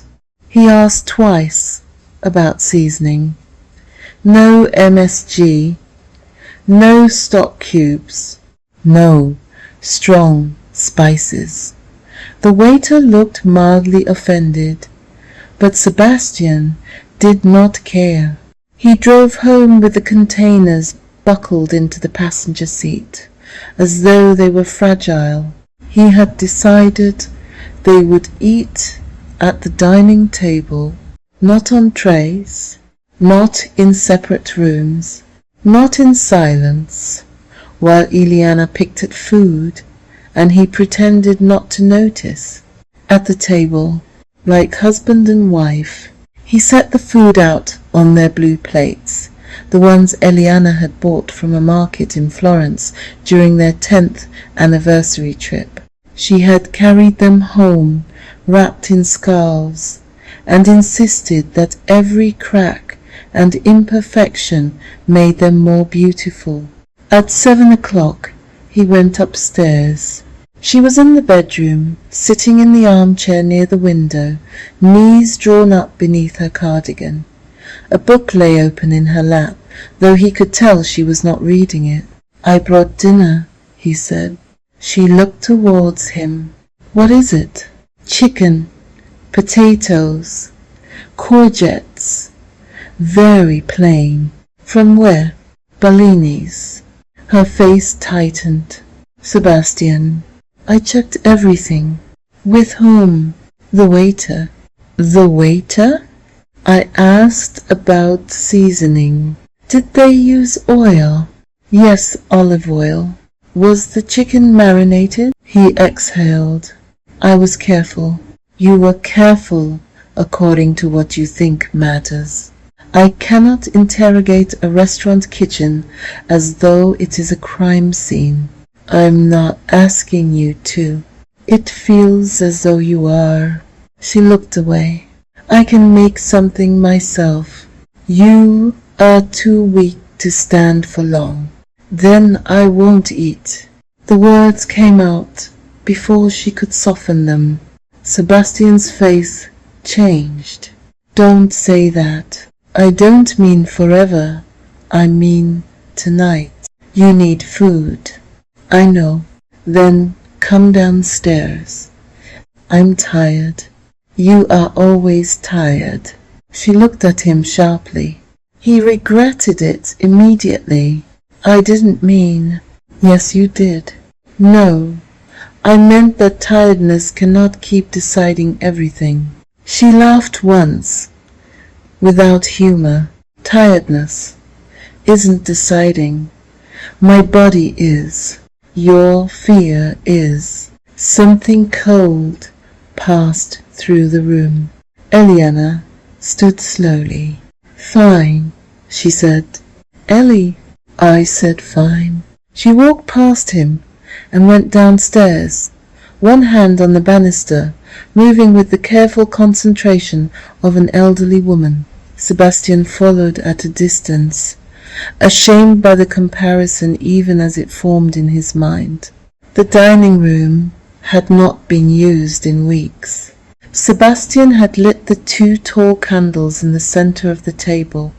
Their small flames trembled when Elianna entered. For one brief second, she remembered other dinners in that room. Friends laughing, wine poured, her mother praising the curtains, her father telling Sebastian that a doctor who married into their family should be prepared for strong opinions and second helpings. The memory landed like a bruise. She sat. Sebastian sat opposite her. The food smelled warm, faintly oily, unfamiliar. Elianna looked at the plate. "Just try a little," he said. "I know how eating works." He closed his mouth. She cut a small piece of chicken and lifted it to her lips. She chewed slowly, waiting for disaster. Nothing happened immediately. She swallowed. Her throat felt tight, but then her throat always felt tight now. Sebastian watched her too closely. "Please don't," she said. "Don't what?" "Watch me like I'm a patient." He looked down at his own plate. For a few minutes they ate in silence, or rather Sebastian ate, and Elianna moved food around with her fork, taking tiny bites when she could gather the courage. Then he said, "I saw someone today." She froze. "A patient?" "Yes. You know you can't tell me about patients." "I won't identify her." Then why mention it? He hesitated. She had symptoms after reducing medication. Elianna's fork lowered. What kind of medication? An antidepressant. What symptoms? Insomnia, agitation, sensory issues, depersonalization. She stared at him. And what did you say? He wished, suddenly, that he had not raised it. I said it could be withdrawal. The silence that followed was not empty. It filled the room. Elianna's eyes shone, but not with gratitude. With her, she said. Ellie, you could say it to her. It was a different situation. Of course it was. She had reduced from long-term medication, and I had taken something you gave me. That is not the same. No, it's worse. He looked sharply at her. She pushed her plate away. You can give a stranger more possibility than you can give your wife. That is unfair. No, it is exact. Sebastian sat back. I am trying to have a conversation. No, you are trying to show me that you are reasonable now because you said could be to someone else. I thought you'd want to know. I am considering things more broadly. Broadly, she repeated. Then she laughed, and the sound broke into tears before she could stop it. Sebastian reached across the table. She pulled her hand away. Don't. He withdrew. The candles flickered between them. I am doing my best, he said. I know. Then why do you punish me for it? Her face changed. Punish you? That's what this feels like. She looked at him for a long moment. I am fighting to survive inside a body that feels like it has turned against me. I can barely sleep. I can barely eat. I am afraid of light, sound, food, night, my own thoughts, my own skin. I have lost weight. I have lost my confidence. I have lost my sense of reality. I have lost my parents, and now I am losing myself. And you think this is about punishing you? Her voice had risen, but it did not sound wild. It sounded painfully clear. Sebastian said nothing. She leaned forward. Do you know what I needed from you? I have tried to give you everything. No. You gave me monitoring, you gave me explanations, you gave me pulse readings and blood pressure checks and psychiatric suggestions. You gave me your tiredness, your sighs, your certainty. But I needed belief. I do believe you're suffering. She shook her head. That is the sentence people use when they don't believe the cause. He looked away. There it was, the truth, plain and unadorned. He did not believe the cause, not fully, not enough, not in the way she needed. I cannot say something I am not clinically convinced of, he said, and I cannot keep living with someone who needs clinical convincing before he can stand beside me. His eyes returned to hers. What does that mean? She looked down at the chain around her neck.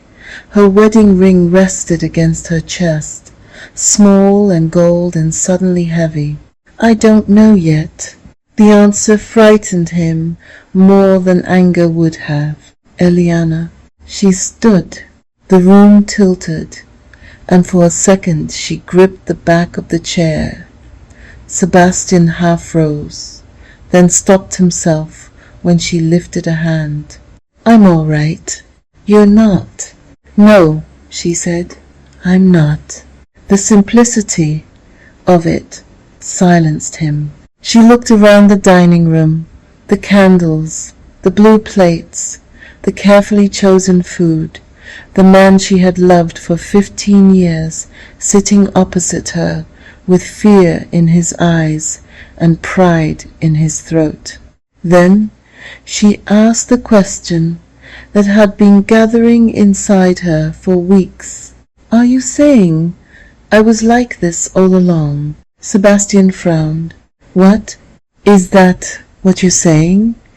That I was always anxious? Always fragile? Always waiting to be called?" "No, but that's what you imply." "I have never said that. You don't need to. Every time I say this is withdrawal, you reach backwards into my life and bring up grief or stress or sleep or some old sadness. You are building a case against me, using pieces of who I used to be." Sebastian's face tightened. "That is not fair." "Then answer me." "I don't know what you want me to say." "I want the truth." "The truth?" "Yes." He stood there, not aggressively, but abruptly, the chair scraping against the floor. Elianna flinched at the sound. He noticed. His face softened, then hardened again with helpless frustration. "The truth is that you were always sensitive." There, the sentence fell quietly. No shouting, no cruelty in the voice, no obvious violence. And yet something inside Elianna seemed to go very still. Sebastian continued, as if trying to repair the words by explaining them. "You felt things deeply. You always have. When we were trying for a baby, do you remember? You barely slept some nights. You cried. You were anxious after your miscarriage." "Stop. I am not blaming you." "Stop. I'm saying this did not come from nowhere." "No," she said, her voice shaking now. "It came from a pill. It came after trauma. It came after your prescription. I was trying to help you." "You keep saying that as though intention erases impact." He stared at her. The candles burned steadily now, their wax dripping slowly down the sides. Elianna's face was wet with tears, but her eyes were fierce. "I was grieving, Sebastian. I was heartbroken. I was not this. I did not wake with terror exploding through my body. I did not feel my skin burning. I did not lose my sense of reality. I did not fear food or light or the sound of a spoon in a cup. I did not feel as if I had been removed from myself. I know it feels." "No," she shouted. "You don't know how it feels." The shout seemed to tear through her. She clutched the back of the chair, breathing hard. Sebastian moved towards her. She stepped back. "Don't." He stopped. The distance between them was only a few feet. It felt immeasurable. "I hate you," she said. The words came out before she knew she would say them. Sebastian's face emptied. For a moment she looked as shocked as he did. Then the shock passed, and what remained was grief. "I hate that you did this and cannot face it. I hate that I trusted you. I hate that I have to fight you while fighting this. I hate that you look at me as though I am becoming someone else when I am trying so hard to hold on to who I am." Her voice broke. "And I hate that I still need you." Sebastian closed his eyes. When he opened them, there were tears in his own. "Ellie," he whispered. She turned away. "I can't do this tonight." She walked from the dining room and up the stairs, slowly, one step at a time. Sebastian did not follow. He remained standing beside the table long after her footsteps disappeared above him. The candles burned lower. The food cooled. The blue plate sat between the two empty chairs, like evidence of an ordinary evening that had failed. Eventually, he sat down. The house was silent, except for the faint hum of the refrigerator in the kitchen. He looked at Elianna's plate. 3 tiny bites of chicken gone. Half a potato pressed open with a fork, courgettes untouched. Then he looked at his own hands. They were steady. That angered him suddenly. His hands, which had written the prescription, cut the tablets, checked her pulse, held the oximeter, opened doors, cooked meals, signed forms, and folded away printouts, remained steady. Everything else in their life was trembling, but his hands were steady. Upstairs, Elianna sat on the edge of the bed, with her suitcase open at her feet. She had not meant to take it down from the wardrobe. At least, that was what she told herself. But now it lay open, dark and waiting. The taxi driver said very little. Elianna was grateful for that. He asked only once whether she needed help with the seatbelt, and when she said no, he nodded, turned down the radio without being asked, and drove through the wet midnight streets in silence. Elianna sat in the back, one hand gripping the strap of her handbag, the other holding the seatbelt. Rain tapped against the windows. Street lamps passed in soft gold blurs. Every turn made her stomach shift. Every headlight felt too bright, too sudden, too much. But beneath the discomfort was something else. Space. Not peace. Not yet. She was too ill for peace. But space? No one was checking her pulse. No one was telling her she was safe in a way that made her feel less safe. No one was explaining her body back to her. She leaned her head against the seat and closed her eyes. Nearly there, the driver said gently. She opened them. The road had narrowed.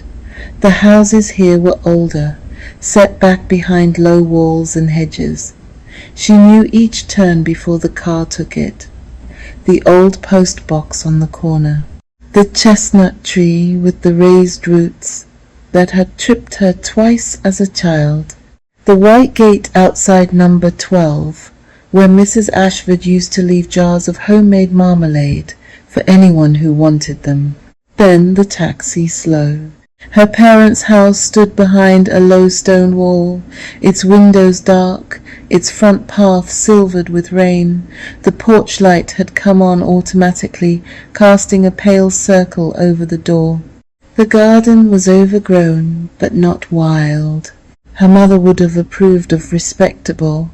Her father would have said the roses needed a firm hand and done it himself. For a moment, Elianna could not move. "There we are," the driver said.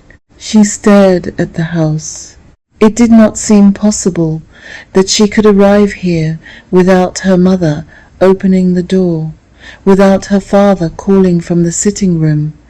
Who's that at this hour? Though of course he would already know. "Would you like me to carry your case in?" the driver asked. "Yes, please," she said. Her voice sounded far away. The cold air struck her as soon as she stepped out of the car. Her hands shook so badly she dropped the keys. "Take your time," the driver said. That almost undid her. No impatience, no diagnosis, no correction. Just take your time. She bent carefully, picked up the keys, and tried 3 before finding the right one. The lock opened with a familiar resistance. The smell of the house met her first. Wood polish, dust, a faint trace of the perfume her mother had worn for 30 years, though that must have been imagination. Houses kept more than furniture, they kept echoes. The driver placed the suitcase inside the hall and waited while she turned on the lights. The hallway lamp flickered once, then came on. The sitting room next, then the kitchen. Her parents' house emerged slowly from the dark. The umbrella stand by the door. Her father's walking stick still hooked over the radiator. The framed photograph of her at 7 years old, missing both front teeth and holding a certificate for good handwriting. The small table where her mother always kept fresh flowers, now empty except for a blue glass bowl full of old keys. Elianna paid the driver and thanked him twice. "No trouble," he said. "You take care now." Then he left. The taxi reversed down the drive, its headlights moving across the walls, then disappeared. The silence that followed was not like the silence at home with Sebastian. That silence had watched her. This silence held her. Elianna stood in the hallway, with her suitcase beside her, and began to cry. Not from fear this time, from arriving. She did not go upstairs.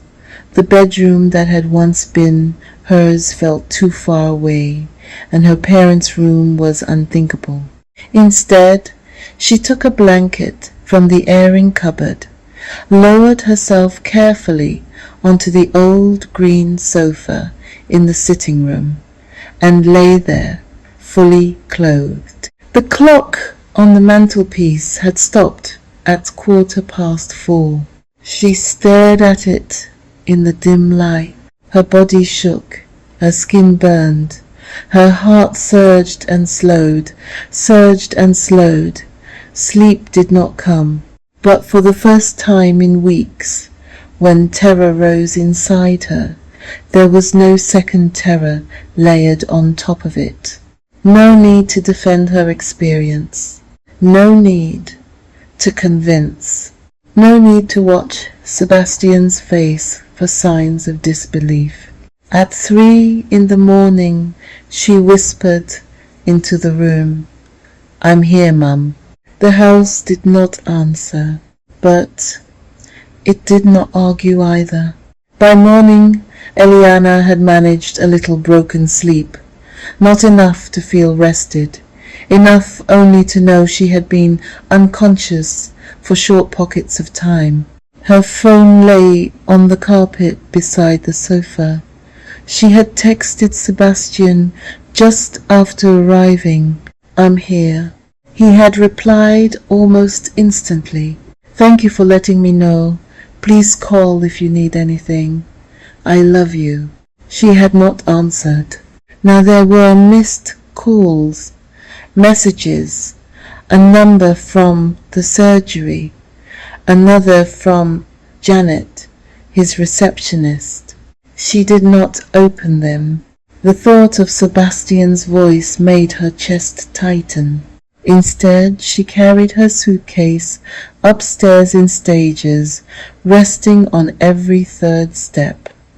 Her childhood bedroom was exactly as she had left it after the funeral, tidy but paused.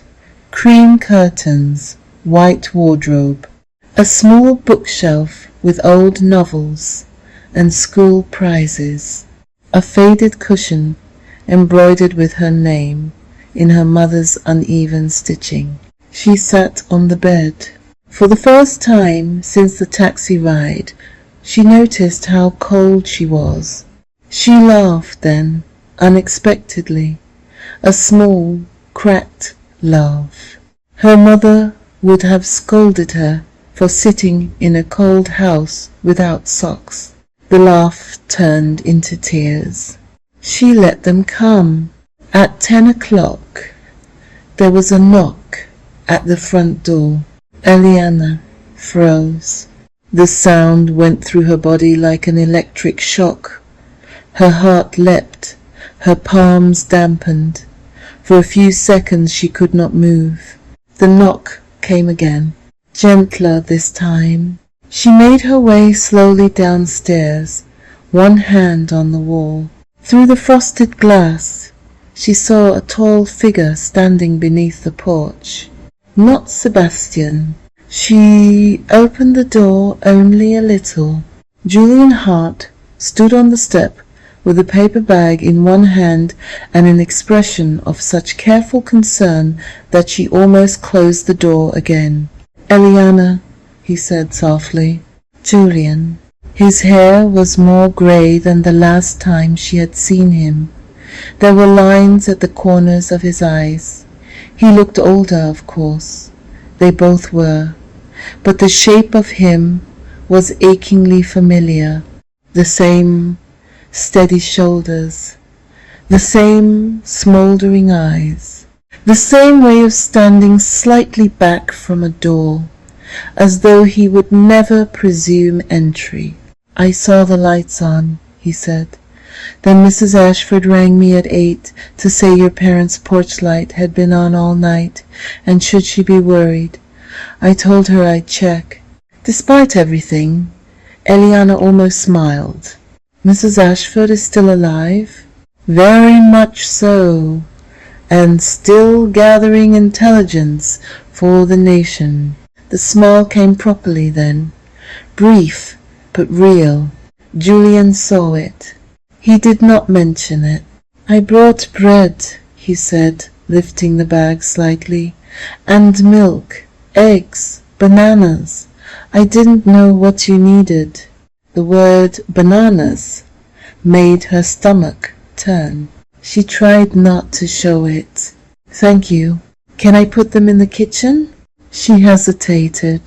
He noticed that too. "I can leave them here." "No, it's all right." She opened the door wider and stepped back. Julian entered slowly, as if the house were a church or a hospital room. He placed the bag on the kitchen counter without unpacking it. Then he turned. "You don't have to explain anything." The sentence was so unexpected that Elianna gripped the edge of the table. "What? You don't have to explain why you're here or why you look tep." He stopped himself. "Awful?" "I was going to say tired." "That was kind. I can be kind and honest. You look tired." She leaned against the counter. "I am tired." "Then I won't stay." He moved towards the hall. Something in her panicked at the thought of him leaving, not because she wanted company exactly, company was too demanding, but because his presence had not required anything from her. "Julian?" He turned. "Would you mind?" She swallowed. "Would you mind just sitting for a minute?" His face softened. "Of course." They sat in the kitchen at the old pine table where Elianna had once done homework, iced birthday cakes, argued with her father about university, and cried over Julian Hart when she was 22, and believed life had ended because love had gone wrong.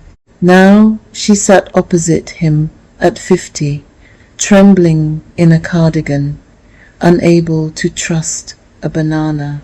Life, she thought, had a strange imagination. Julian did not ask questions. He looked around the kitchen and said, "Your mother would be furious about that plant." Elianna followed his gaze to the windowsill. A drooping basil plant leaned towards the glass, half dead and accusing. She always said herbs had feelings. She once told me my parsley was depressed. She was probably right. She was. They sat quietly. The silence was not awkward. After a while, Julian said, "Hannah will be glad you're here." "How is she?" 15, clever, opinionated, dramatic about algebra, kind to animals, suspicious of most adults, so, all in all, doing well. Elianna smiled faintly. "And Biscuit?" "Ancient, rude, convinced he is in charge of the house." "He probably is, undoubtedly." Another silence. Then Julian looked at her properly, not clinically, not hungrily for details, just with human concern. "Are you safe here?" The question was different from Sebastian's questions. Sebastian asked as a doctor, "Are you safe?" Meaning, are you a risk? Are you stable? Do I need to intervene? Julian asked, as a neighbour, "Are you safe?" Meaning, is there enough heat, enough food, enough help, enough kindness nearby? Elianna's eyes filled. "I don't know." He nodded, as if that were a complete and acceptable answer. "I'm next door," he said. "Hannah is next door. Dad is next door, though he may forget why he came if you sent him for anything. But we are there." "I don't want to be a burden." "You're not." "You don't know that yet." He smiled a little. "Fair point, but you're still not." She looked down at her hands. They were shaking. Julian saw. Again, he did not mention it. "I'll write my number down," he said. "Text if you need anything. No need to call if talking is too much." The tenderness of that nearly broke her. Talking was too much. Explaining was too much. Being asked what was wrong was too much. Being told what was wrong was worse. He wrote his number on the back of an old envelope from the counter and placed it beside her. Then he stood. "I'll go now, but I'll leave the shopping here. If there's anything you can't eat, put it outside the back door and I'll collect it. No explanations required." Elianna looked up. No explanations required. Perhaps that was how healing began. Not with answers, not with certainty, but with one person removing the demand to justify your suffering. "Thank you," she said. Julian nodded. At the door, he paused. "Elianna?" "Yes?" "I'm sorry about your parents." She had heard those words many times, from relatives, neighbours, former colleagues, people in black coats at the funeral who smelled of rain and perfume and polite sorrow. But from Julian, standing in her parents' hall, they reached a place the others had not. "Thank you," she whispered. After he left, Elianna stood by the front window and watched him cross the narrow strip of garden between the two houses. He did not look back. She was grateful for that. Looking back would have made it something else too soon. At midday, there was another gentle interruption. Not a knock. A voice. Through the letterbox. "Dad says I'm not supposed to startle you. It's Hannah. I'm leaving something on the step. You don't have to open the door." Elianna stared at the door. A pause. "Also, Biscuit says hello, but he's not allowed over because he weed on your mom's lavender once, and Dad says we don't mention it." Despite the burning in her skin, despite the nausea, despite the ghostly feeling that she was separated from the world by glass, Elianna laughed. It was not much, but it was sound. her own sound. When she opened the door a minute later, the step was empty except for a small cardboard box.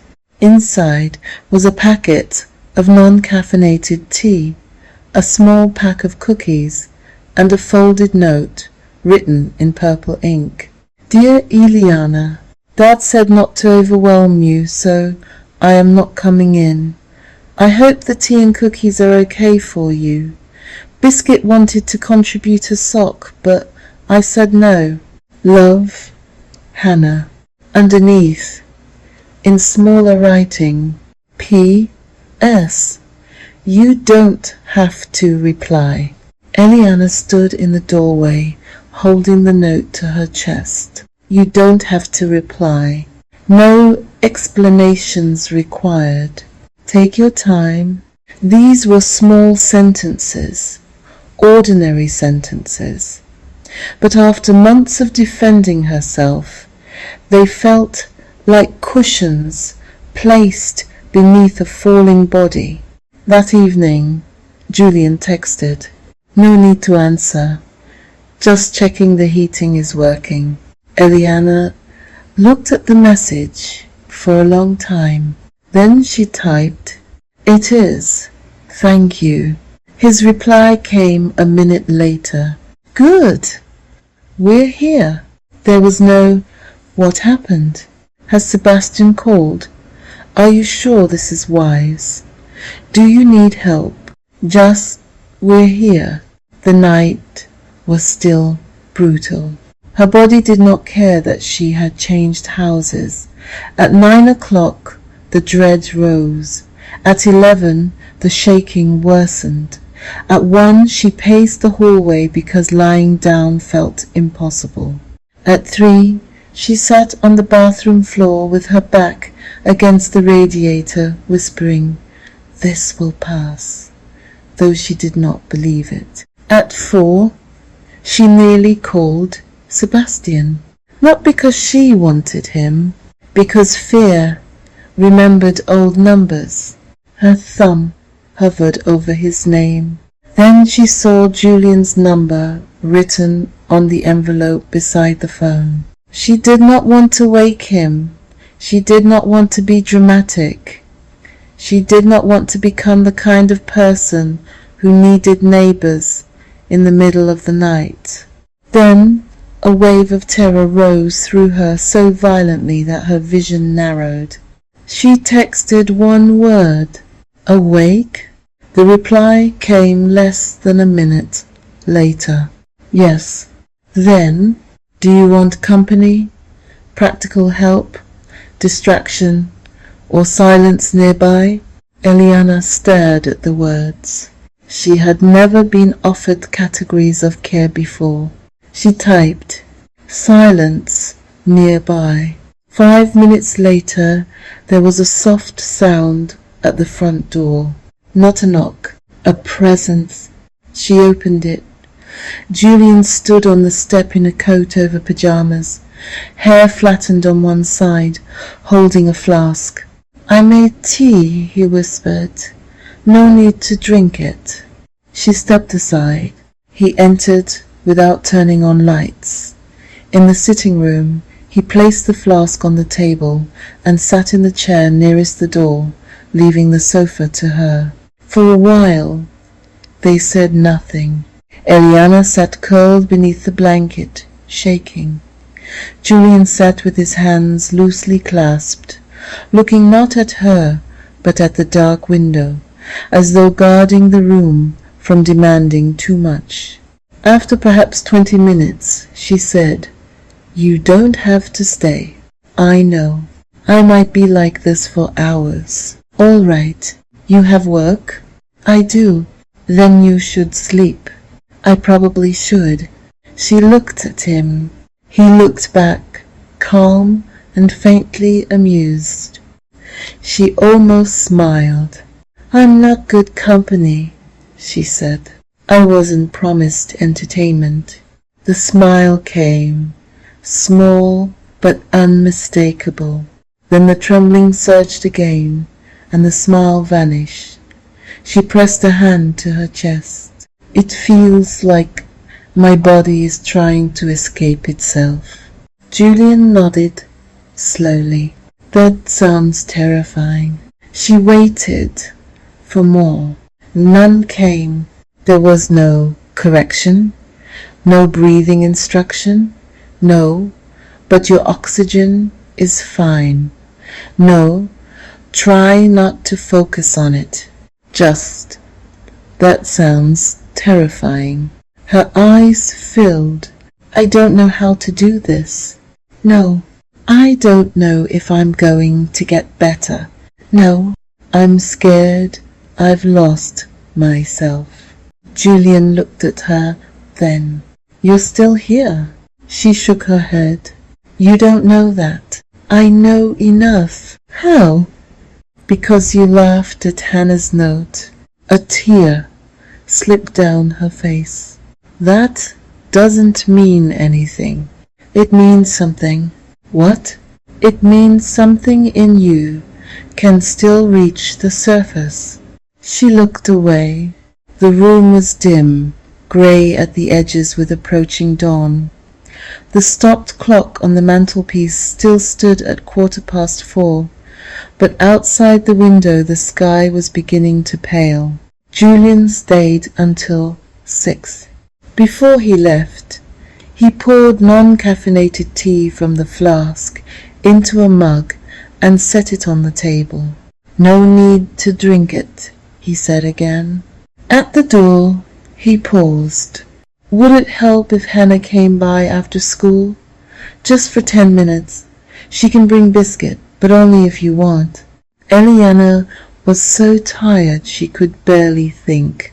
Still, the image of the old terrier trotting into the house, bold and inappropriate, and very much alive, stirred something gentle in her.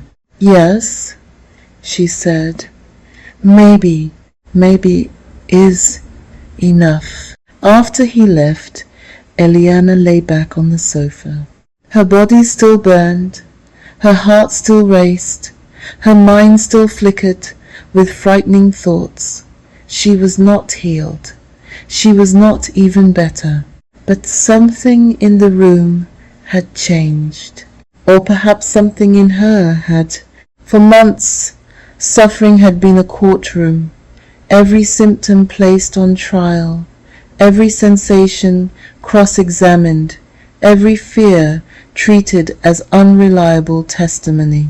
Here in the house where she had once been a girl, with the neighbour who had once loved her sitting quietly through the dark, suffering was no longer a case she had to prove.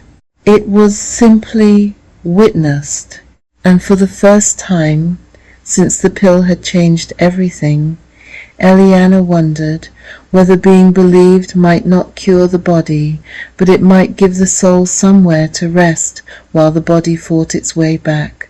Across town, Sebastian woke in an empty bed. For several seconds, before memory returned, he reached towards her side. His hand met cold sheets. The room was pale with morning. Elianna's bedside table was bare, except for the wedding photograph, lying face down. He picked up his phone. No new message. He typed, "How are you this morning?" Then deleted it. He typed, "I'm worried about you." Deleted that too. Finally, he wrote, "Please let me know if you need anything." He stared at the words, then pressed send. The reply did not come. In another house, on another street, Elianna slept for 23 minutes. It was not much, but it was sleep. And when she woke, there was sunlight at the edge of the curtains, tea cooling on the table, and Hannah's purple note beside her hand. "You don't have to reply." Elianna touched the paper lightly. Then, for the first time in many weeks, She whispered something that sounded almost like a prayer. "Let me come back." Healing did not announce itself. There was no morning when Elianna woke and thought, "It's over." She didn't have a sudden improvement in symptoms. There was no dramatic return of sleep. There was no clean line between the woman who had been ill and the woman who would one day live again. There were only small things, so small that at first she almost missed them. The first was the robin. It appeared on the garden fence, round-bellied and bright-eyed, hopping along the wet wood as though inspecting the neglected borders on behalf of her mother. Elianna was sitting by the sitting-room window wrapped in a blanket. The day had been hard. Her skin burned. Her head felt full of pressure. The dizziness, the pressure, she felt too ill to move. The world seemed too sharp and too far away at the same time. But the robin appeared, tilted its head, and looked directly at her. For one strange second, Elianna felt seen by something that expected nothing. When Julian texted later to ask whether she needed anything from the shops, she typed, "There was a robin in the garden." She stared at the message, embarrassed by its smallness. Then she sent it. His reply came a minute later. "Your mother would say it was checking on you." Elianna pressed the phone lightly to her chest. Yes, she would. The second small thing was soup. Not eating a full bowl. Not enjoying it. Not feeling normal afterwards. Just soup. Julian made it on a Tuesday and left it outside the back door in a flask with a note attached. Very plain. Carrot, potato, a little salt. No onions, no mystery ingredients. No need to eat it. No offense taken if you pour it into the garden, though Dad says the garden has suffered enough. Elianna smiled at the note. She poured 3 spoonsfuls into a mug and sat with it for 20 minutes before tasting it. Her hands shook. Her stomach tightened in anticipation. She waited for heat, panic, burning, danger. Nothing happened immediately. She took another spoonful, then another. By the end, she had managed half a mug. She texted Julian. "I had some." He replied, "That is not small." She read the sentence several times. Then she wrote it on the back of Hannah's purple note. "That is not small." After that, the small things began to gather. Hannah came by after school sometimes, always announcing herself before knocking, always leaving room for Elianna to say no. She brought homework, gossip, dramatic complaints about algebra, and Biscuit, who seemed to believe that illness had been invented to provide him with additional blankets.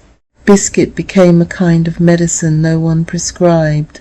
He did not ask questions. He did not monitor symptoms. He did not say, "But you seemed better yesterday." He simply came in, turned around 3 times, settled himself near Elianna's feet, and slept with the full confidence of a creature who trusted the world to continue. On the bad days, when her heart surged and her thoughts flickered with terror, the dog's small warm weight against her ankles was the only pulse check she needed. Life was still happening. Something soft was breathing. The room had not ended. One morning, after a particularly brutal night, Elianna opened the front door to find a pale blue notebook on the step. On top lay a note in Hannah's purple handwriting. Dad says people always give journals to sad people, which is annoying, so this is not a journal, it is an evidence book. You only write things that prove you are still alive, even if they are tiny. Examples: Robin, soup, biscuit, stealing your blanket, me being hilarious. No pressure. You can also use it for shopping lists or throwing at Dad if he becomes irritating. Elianna smiled. She took the notebook inside and placed it on the kitchen table. For 2 days she did not open it. On the 3rd day she wrote, Robin, then underneath, soup, then biscuit stole my blanket, and I laughed. She stared at the 3 lines for a long time. They were not enough to build a life from, but perhaps they were enough to mark that life had not completely gone. Time became strange after that. Days stretched, weeks vanished. Seasons changed in ways Elianna noticed only through the window. Bare branches, then green buds, then heavy summer leaves, then the slow thinning of light. Healing moved in loops. It circled, it doubled back, it disappeared for long stretches, then returned in some tiny, almost insulting form. A laugh, a nap, a half slice of toast. A morning when the kettle sounded merely unpleasant instead of unbearable. A day when the light through the curtains did not feel like an assault. A night when sleep came for 47 minutes, then later for an hour, then one day for long enough that she woke startled by the fact of having been absent. The evidence book filled slowly, not neatly. Some pages held only one word, bad. Others carried small proofs. Sat by window for 10 minutes. Julian fixed kitchen window. Hannah came. Biscuit snored. Walked to front door. Caught a waft of baking bread from a neighbour's kitchen and remembered that ordinary life still existed. Remembered Mum without breaking. Still here. She learned not to trust improvement too quickly. A better morning could be followed by a terrible afternoon. A calm evening could collapse into a night of shaking and fear. There were days when she wondered whether she had imagined every sign of progress.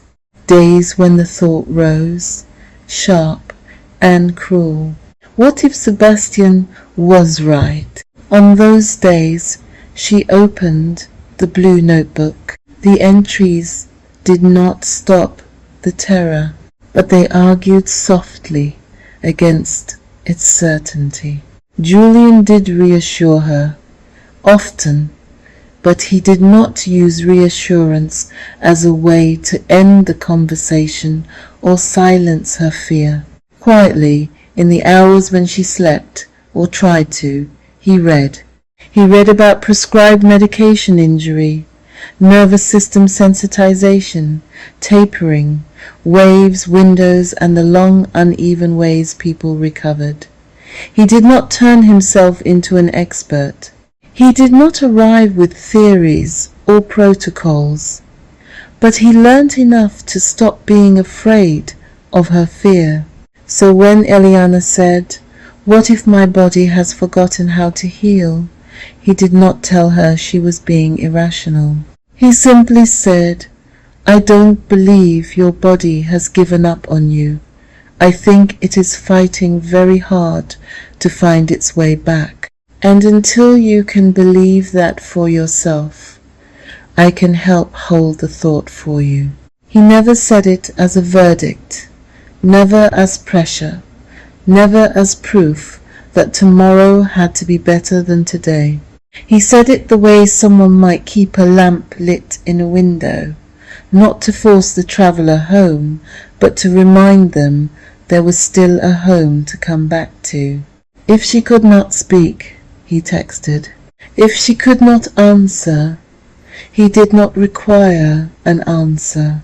If she could not eat, he left food without comment. If she shook while holding a mug, he did not reach for a pulse oximeter. He simply reached for her hand and steadied the ceramic until the tremor passed. No explanation, no clinical name for the pain, just the warmth of his palm and the shared understanding that some things take as long as they take. During one of his late-night searches, Julian found a healing website for people struggling after prescribed medication injury. The site was run by a woman called Baylissa, whose daily messages felt less like instruction and more like someone holding a lamp in the dark. It was not loud or frightening. It did not promise quick cures or insist that everyone must recover in the same way.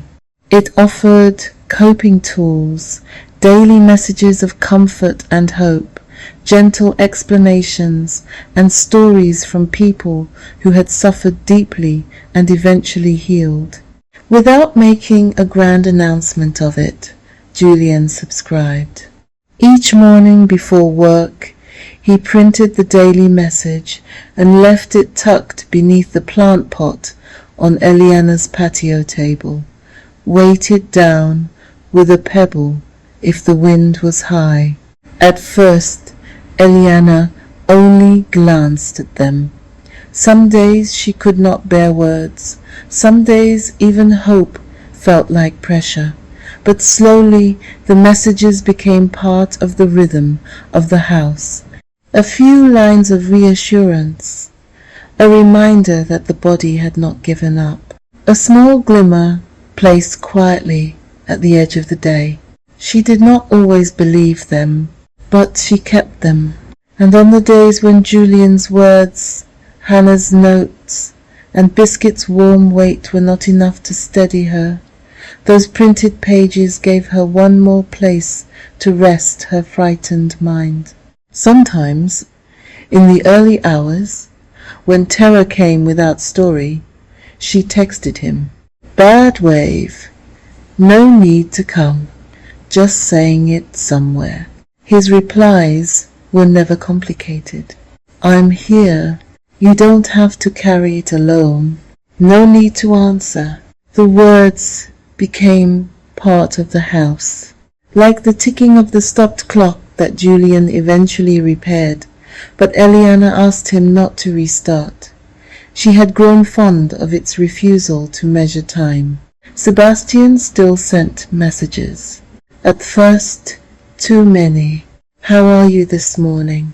Please let me know if you need anything. I'm concerned about your weight.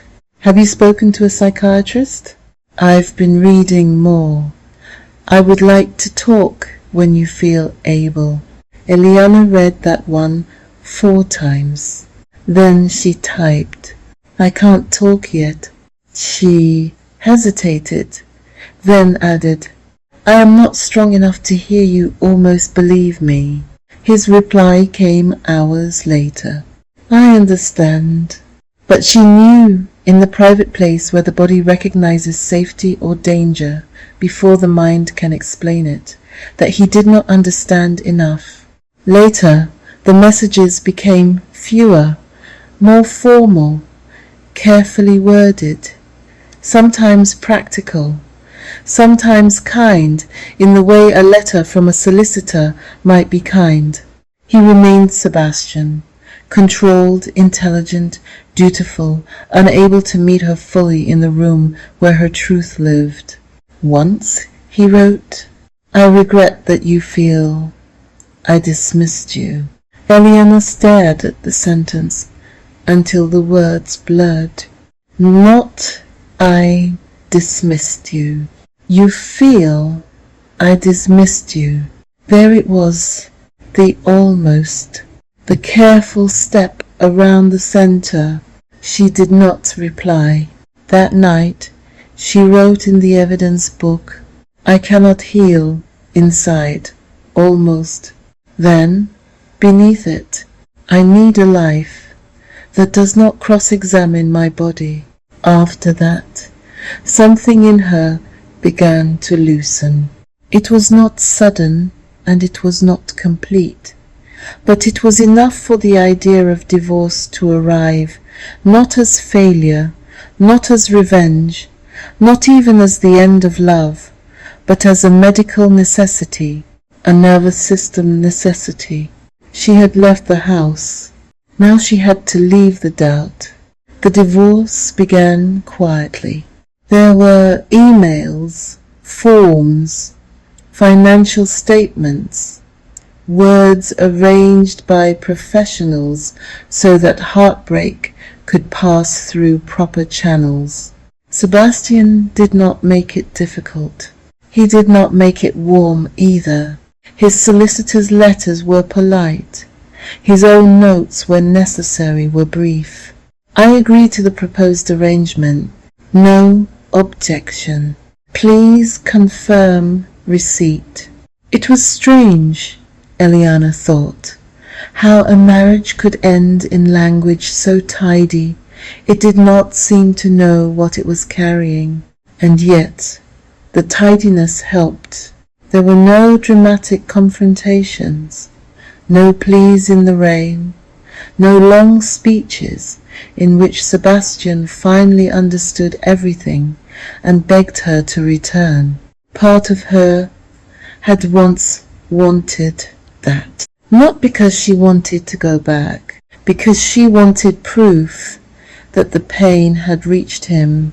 But life did not always give people the apology that would have made the wound easier to name. Sometimes the person who broke something in you remained convinced he had merely failed to manage it properly.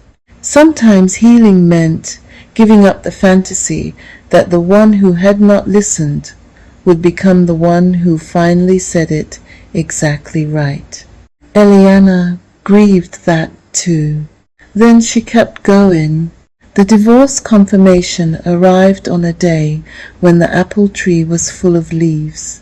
Not blossoms now, not fruit yet, just leaves, wide and green, and trembling in the wind. Elianna read the email at the kitchen table. The marriage was legally dissolved. 15 years reduced to formal words, dates, case numbers, and an attached document. For a long time she sat still. Then she took the wedding ring from the chain around her neck, carried it upstairs, and placed it in the small blue bowl on her mother's dressing table. Then she returned to the kitchen, opened the evidence book and wrote, "Divorce finalized." She looked at the words. They seemed too thin for what they carried. Below them, she added, "I am sad, I am free, both are true." And then, "I divorced the doubt." When Julian came over that evening, he did not say he was sorry. He did not say congratulations. He placed a bowl of soup on the table, saw her face, and opened his arms.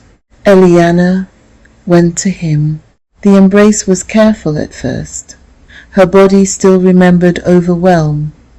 Julian knew that by now. He did not hold too tightly or too long. He let her decide the weight of it.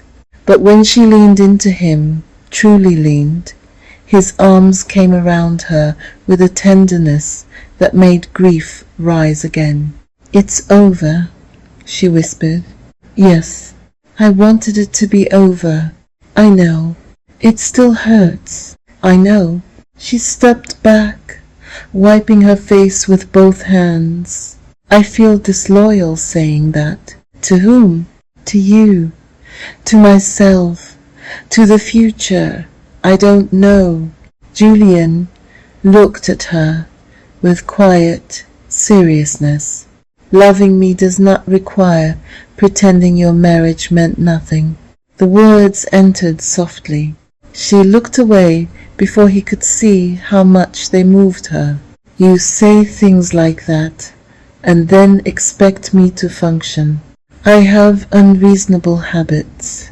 She laughed through the tears. There it was again. Laughter beside grief, not replacing it, sitting beside it, as if life had finally become wide enough to hold more than one truth at a time. The time that followed was not a montage, though memory would later try to make them one. The days, strung together, were long. Long in the way recovery is long, when the body is not interested in inspirational pacing. Long in the way nights are long, when sleep comes in pieces. Long in the way hope is long, when it must be practiced without evidence. There were setbacks that frightened her, times when progress hid itself, symptoms that left and returned, foods she reintroduced and then lost again, walks she managed once and could not repeat for weeks, mornings when she woke certain she had gone backwards forever. But the house held. Julian stayed next door.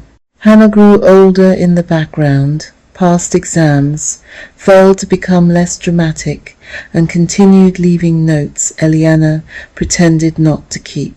Biscuit became slower, rounder, and more convinced that his presence was essential to everyone's emotional stability. The dog's weight at Elianna's feet became a familiar anchor. The robin returned. The basil died and was replaced 3 times. The evidence book grew thick with proof. Then, gradually, almost secretly, the entries changed. They stopped counting only survival. Made tea myself. Sat in garden. Read 3 pages. Slept without tracking the time. Forgot to check for symptoms for 1 whole morning. The old swinging chair was found at the back of Julian's shed, beneath a green tarpaulin, 2 broken deck chairs, a box of Christmas lights, and a bicycle Hannah had outgrown but refused to discard because, according to her, it had emotional wheels. The chair had once hung beneath the apple tree in Elianna's parents' garden, but when the old frame rotted, George had rescued the seat from being thrown away and stored it in his shed, insisting it had historical significance. Julian pulled the tarpaulin away and stood looking at it. The wood was weathered but not rotten. One armrest had split along the grain. The chains were rusted. Dust lay thick across the seat. A spider moved confidently along the backrest, as though claiming ownership by occupation. His father, George, stood at the shed door in slippers and a cardigan, holding a mug of tea. "That chair has seen things," he said. Julian glanced over his shoulder. "It has mostly seen spiders." "Nonsense. Your mother sat there the summer before Hannah was born. Elianna's father sat there with a glass of rum the year the fence blew down. You and that girl sat there pretending not to hold hands. History, Julian, history. You remember all that, but not where you put your glasses. I remember what matters. Your glasses matter only to people who expect me to see things." Julian smiled despite himself and turned back to the chair. Do you think it can be repaired? George took a careful sip of tea. Everything can be repaired. That is not true. No, his father said, but it is a useful place to start.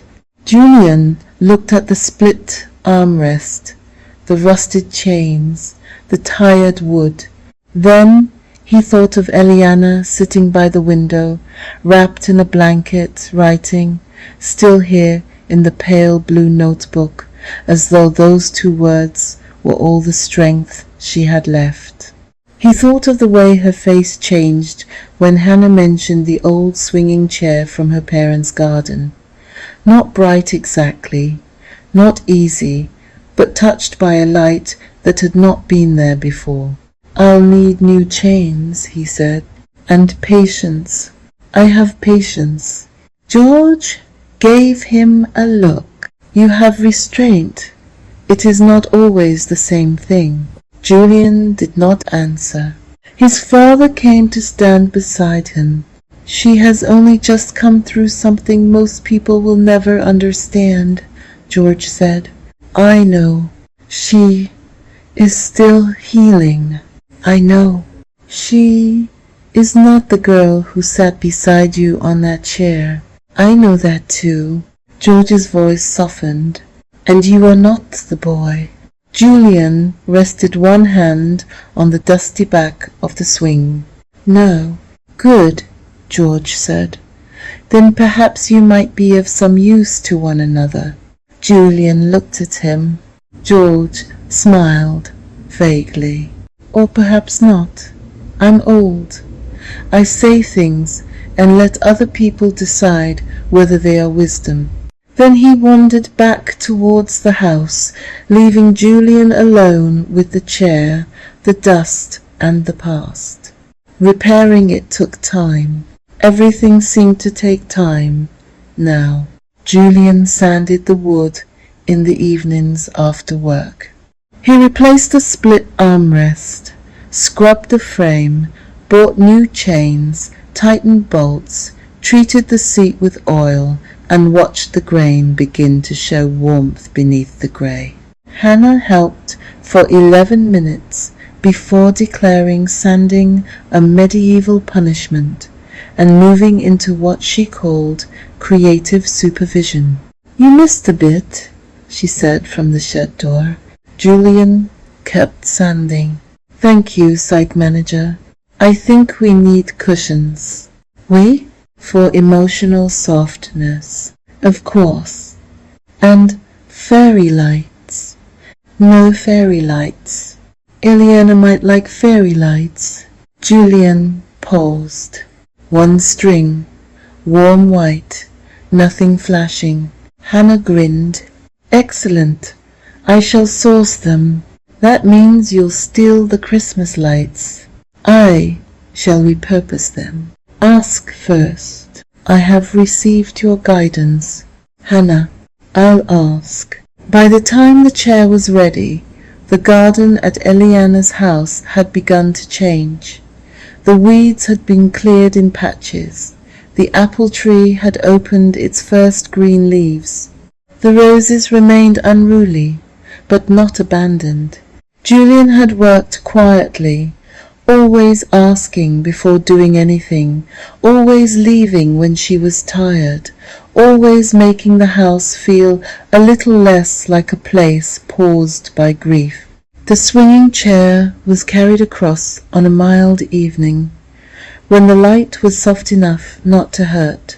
Elianna watched from the sitting-room window, one hand resting at her throat, as Julian and a neighbour positioned it beneath the apple tree where the old frame had once stood.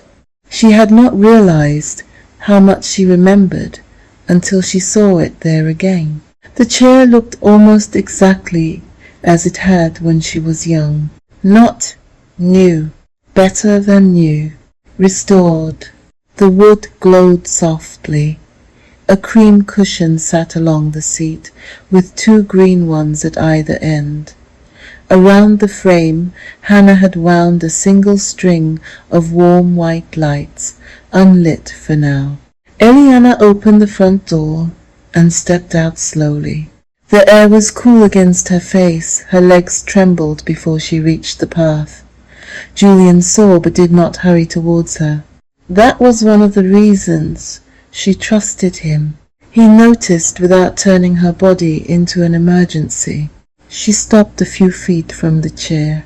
For a moment she was 17 again, then 22, then 50, then all of them at once. "My father built the first one," she said. "I remember. He said it was because I complained. The old metal swing squeaked." "You did complain. It did squeak. You were both right." A smile moved across her face and vanished almost immediately. Julian stepped back. "No need to sit on it tonight." "I want to." "All right." She walked to the chair, one careful step at a time. When she touched the armrest, the wood was smooth beneath her fingers. Her father had built the original after she declared herself too old for swings, but not too old apparently to sit outside for hours pretending to read while waiting for Julian Hart to come home from university. Her mother had said it made the garden look like a place where people might sit and tell the truth. Elianna lowered herself carefully onto the seat. The chair moved, only slightly. Still, her body startled. A quick surge of fear rose through her chest. Julian saw. "It can stay still," he said. She pressed both feet to the grass. The movement stopped. For a while she simply sat there, feet planted, hands resting on the smooth wooden arms, her breath uneven, but her body slowly learning that the chair did not require anything from her.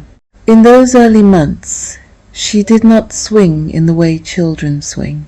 She sat with both feet resting on the grass, allowing only the faintest movement, a quiet sway that felt less like motion and more like being held. Hannah appeared at the gate with Biscuit on a lead. "Dad said not to make a big thing of it," she announced. "So I am being very normal." "You are shouting," Julian said. "In a normal way." Elianna laughed. Biscuit tugged towards the chair with the urgency of a dog who believed all restored furniture required his inspection. Hannah held him back. "Biscuit says he approves." "Biscuit has not seen it yet."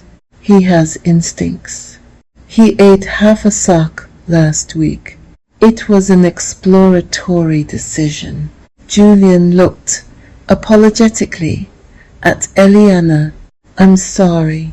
"I'm not." Hannah switched on the fairy lights. They glowed softly through the early evening, small and golden beneath the leaves. Elianna looked up. "Oh." Julian studied her face.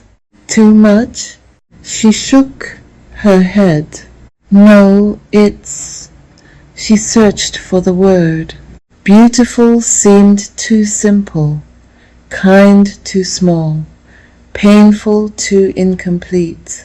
"It's still here," she said. Julian understood. Yes. For a while no one spoke. Even Hannah seemed to sense that the moment needed quiet. Biscuit ruined the solemnity by scratching himself with great enthusiasm. Elianna laughed through tears. "Biscuit has no respect for symbolism," Hannah said. "Biscuit is symbolism."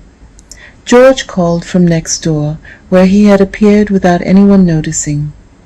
A small reminder that dignity is temporary. Julian sighed. "Dad?" George raised his mug. "To the chair." "To the chair," Hannah said. Elianna placed one hand on the armrest. To the chair, she whispered. The chair became part of her days after that. Not every day. Nothing was every day. Some days the path to the garden felt too far. Some days the light was wrong. Some days the sound of a car door closing on the street sent her body into hours of trembling. Some days the chair waited beneath the apple tree, and she could only look at it from the window. But on other days Julian would find her there, wrapped in a blanket, feet resting on the grass, the pale blue evidence book open on her lap. She never swung, not for a long time. Her body could not cope with too much motion.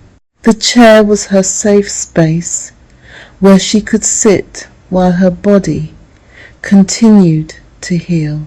A place to feel the garden around her without having to enter the world all at once. A place where the apple tree shifted overhead and the robin sometimes returned to the fence, round-bellied and ordinary, as though checking on the progress of things. Julian began sitting there with her when she asked. At first he sat on a folding chair nearby. Then, one evening, when she patted the far end of the seat, he sat beside her, leaving careful space between them. "You can sit closer," she said quietly. He looked at her. "Are you sure?" "No." He smiled faintly. "Then I'll stay here."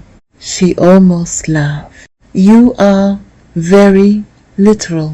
"I am trying to be useful." "You are." They sat in the dimming light, the chair barely moving beneath them. After a while, Elianna said, "Sebastian used to reassure me." Julian turned his head slightly, listening. "He would say my oxygen was normal. My pulse was high, but not dangerous. I was not dying. I was safe." She looked down at her hands. "But it never felt like reassurance. It felt like he was closing a file." Julian was quiet. "You reassure me too," she said, "but it feels different." He looked out towards the garden before answering. "I hope so." "Why is it different?" He thought for a moment. "Because I am not trying to make your fear disappear so I can feel better." The sentence was gentle. She looked at him. He seemed almost embarrassed by his own honesty. "I read," he said. "What?" "I read things, quietly, about withdrawal, nervous system sensitization, waves and windows, the way people can feel worse before they feel better, the way healing can take longer than anyone wants to believe." Her throat tightened. "You read?" "Yes." "Why didn't you tell me?" "I didn't want to arrive with theories. You had enough people telling you what was happening inside your own body. I am thinking the daily messages I leave are enough." "They are." She looked away quickly. The fairy lights blurred. Julian continued, gently. "I don't know everything. I don't pretend to. But I have read enough to know that feeling this ill does not mean your body has given up." Elianna pressed both feet more firmly into the grass. "What if it has?" He did not correct her fear. He sat with it. Then he said, "I know it feels that way tonight, but I do not believe your body has given up on you. I think it is still trying to get back to balance, even when you cannot feel it. Until you can believe that for yourself, I can help hold the thought for you." She closed her eyes. For a moment, the words were almost too much. Not because they hurt, because they did not. He was not telling her she was fine, or that she should use hope as a command, or pretend to be better than she felt. He was simply keeping a lamp lit somewhere she could not yet reach. "Say that again," she whispered. Julian's voice was low in the evening air. "Your body has not given up on you." A tear slipped down her cheek. And again, "Your body has not given up on you." She covered her face with one hand and cried silently. The chair barely moved beneath them, a quiet sway, a held place. After that, the sentence entered the evidence book. "Your body has not given up on you." It appeared again and again, in different forms.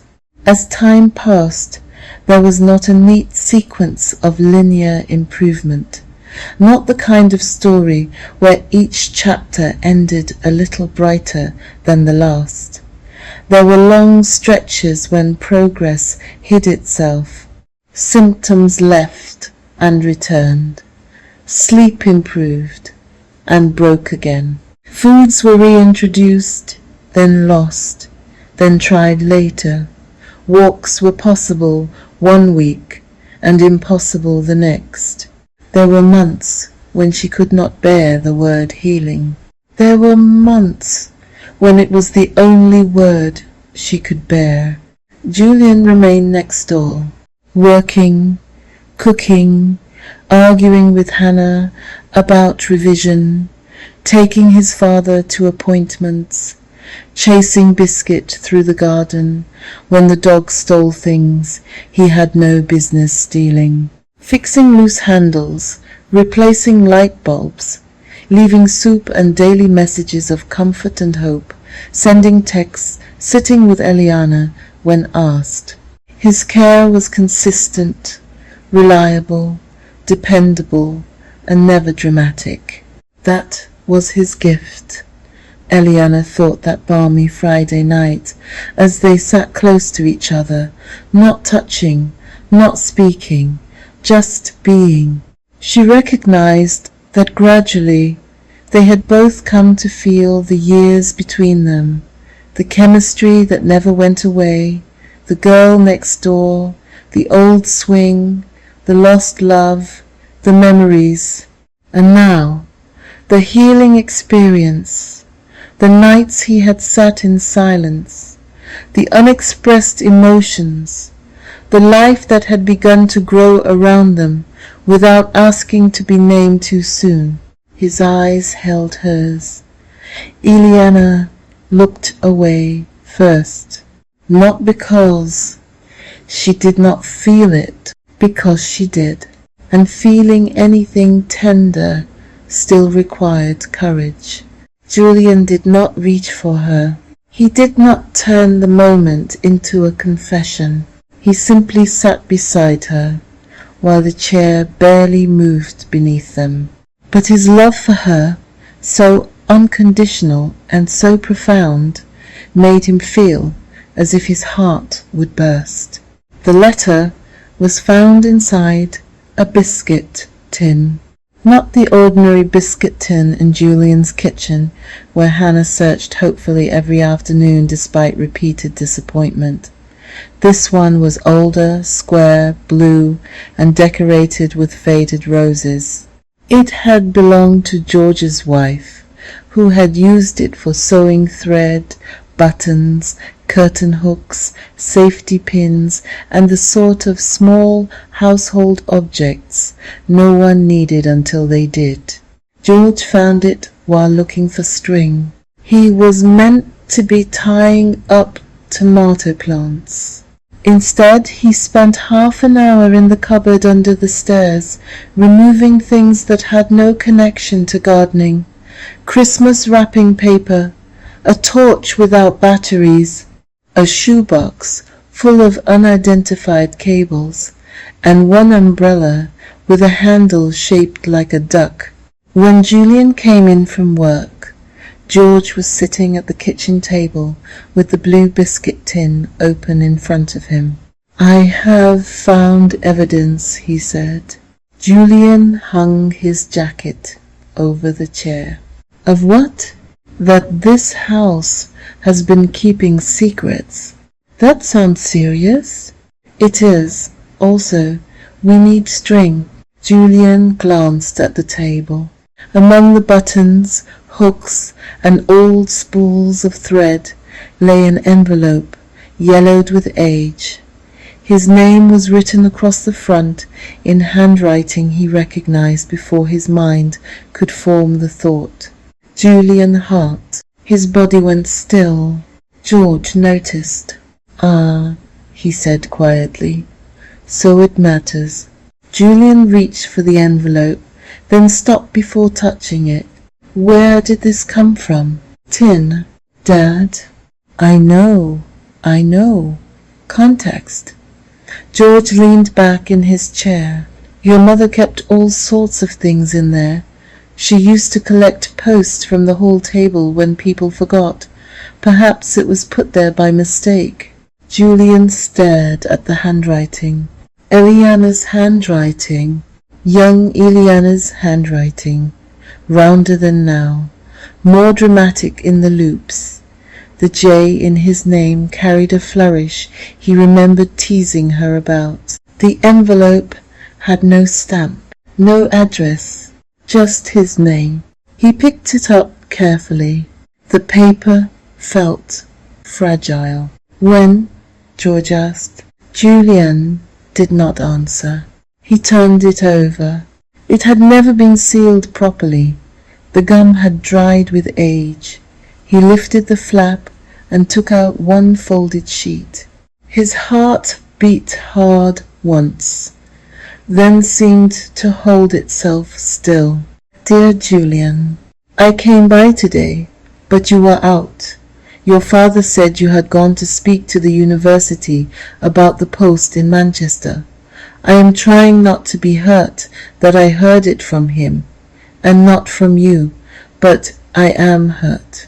I do not know whether I have misunderstood you, or whether you have changed your mind and do not know how to tell me. If you want to go, I will not stop you. I would never want to be the reason you made your life smaller. But please do not let me think I imagined what was between us. I love you. I have loved you since before I had sensible words for love. If you want me to come with you, ask me. If you want me to wait, tell me. If you want to be free, say so plainly, and I will try to be brave enough to let you go. But do not leave me in silence. Elianna." Julian read the letter once. Then again, the kitchen blurred. He sat down slowly. George watched him with sudden, sober attention. "What is it?" Julian held the paper in both hands. "She wrote to me." "Yes, I gathered." "No, back then, before Manchester." George's face changed. "Oh, she asked me to ask her to come." George removed his glasses, though he had not been wearing them. "I see." Julian laughed once, but there was no humour in it. "She thought I left without asking." "And you thought?" "I thought she didn't want to come. I thought she had chosen to stay. I thought—" He looked down at the letter. "I thought she let me go." George was quiet. Julian read the final line again. "But do not leave me in silence." His throat tightened. "I never saw this." "No." "Did Mom know?" "I don't know." "Did you?" George shook his head. "I would remember that." Julian looked at him. George smiled sadly. "I forget where I put the milk sometimes, Julian. I do not forget heartbreak.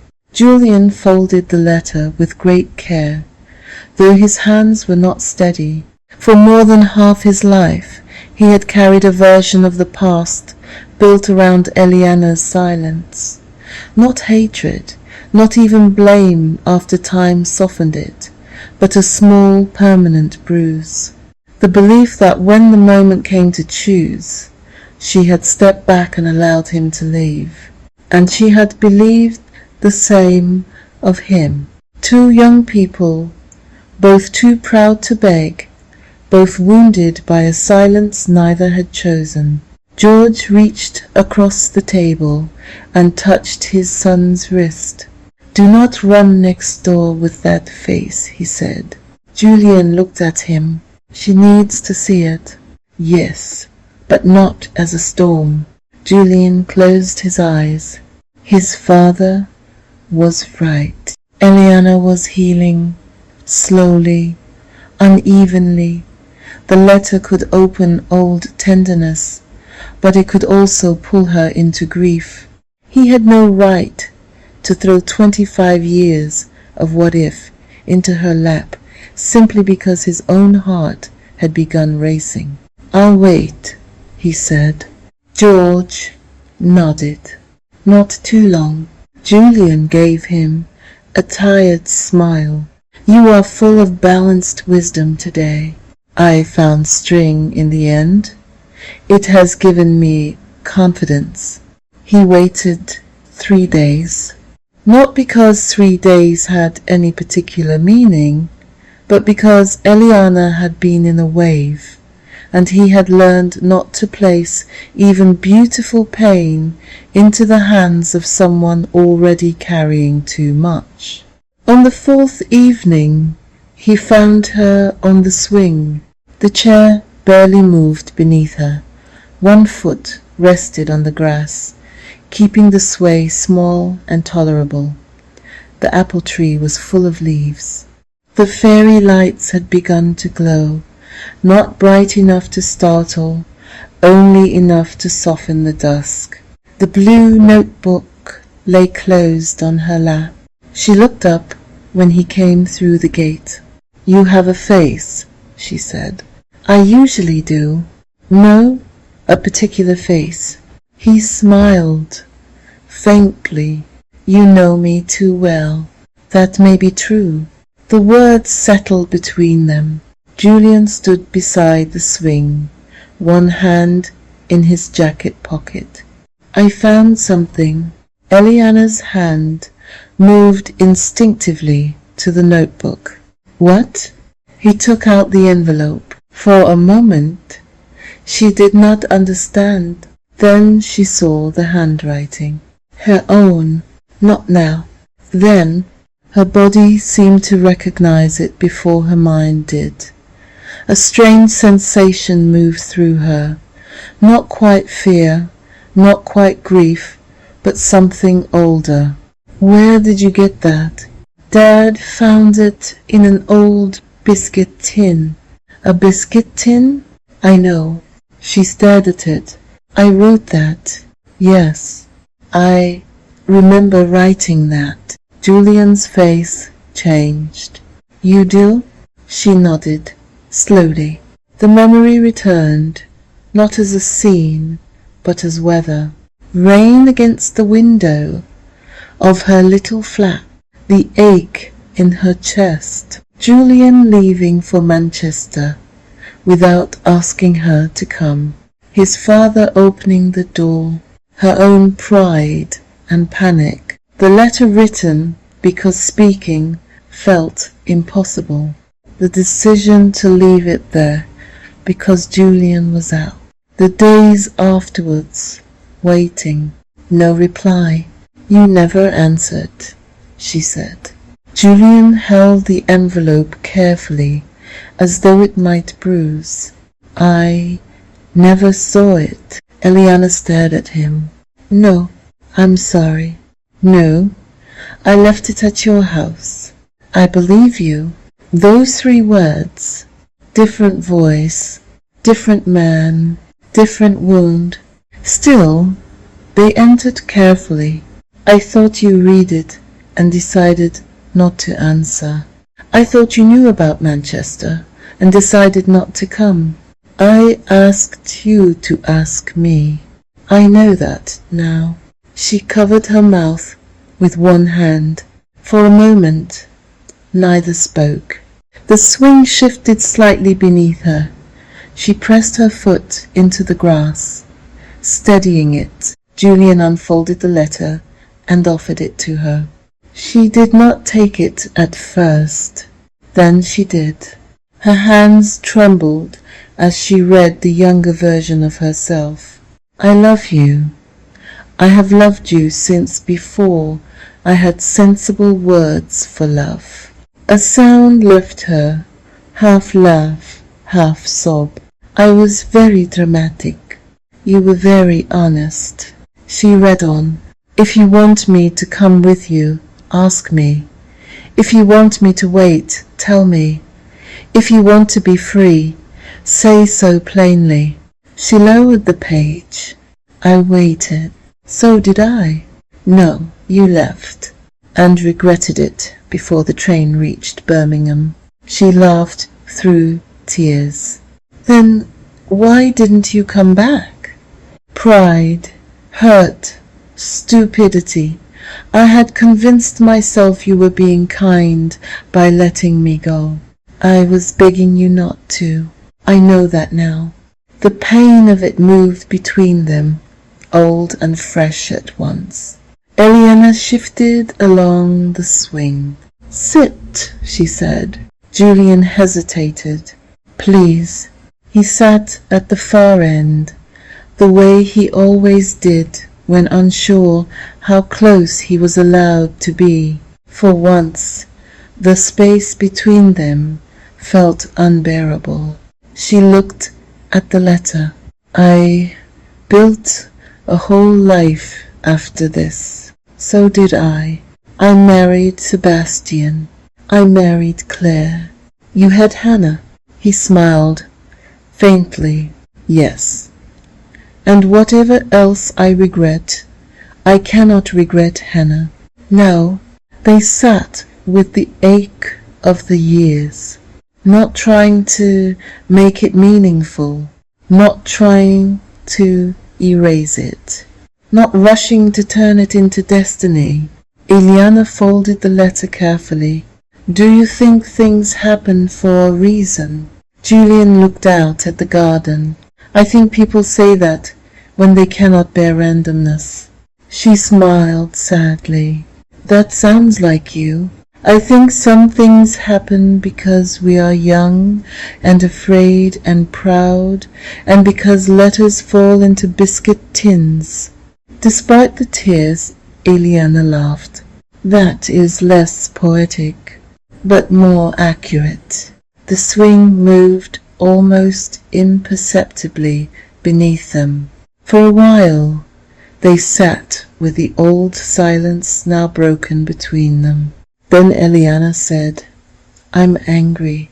"At me?" "At the biscuit tin." Julian laughed, startled. Then she laughed too. The laughter came with tears, and the tears came with something like release. "I'm angry at us," she said, "at how easily we believed the worst because we were hurt. We were young. That is an explanation, not an acquittal." He looked at her. "You always did argue beautifully." "I thought you said I was dramatic." "You were both." She smiled through the tears. The fairy lights grew clearer as the sky darkened. From next door, Hannah's voice floated faintly through an open window, arguing with George about whether revision counted if she learned facts while lying on the floor. Elianna wiped her face. "What do we do with this?" Julian looked at the letter in her lap. "Nothing tonight." She laughed softly. "Of course. I mean it. I know. You are healing. You are grieving. You have only just laid down one life. I am here. I will always be by your side if you want me to be. I am not going anywhere." She looked down at the old letter in her lap, then at Julian, sitting beside her on the swing they had once shared when their whole future had seemed both impossible and obvious. "I loved you," she said.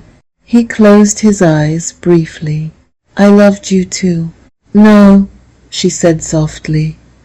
"I mean, I think some part of me did not stop." His breath caught. For once, he had no steady answer. She placed the letter between them on the swing. "I'm not saying that to ask anything of you. I know. I'm saying it because I am tired of silence deciding things." Julian looked at her then. The years fell away and remained at the same time. "I did not stop either," he said. The sentence was quiet. No drama, no touch, no analysis, but the air round them changed.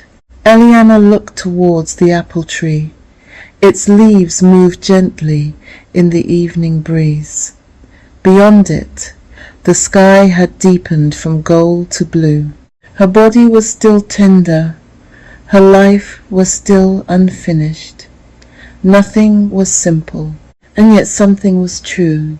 Not everything taken had been lost forever. Not everything buried had died. Some letters waited in darkness. Some chairs survived in sheds.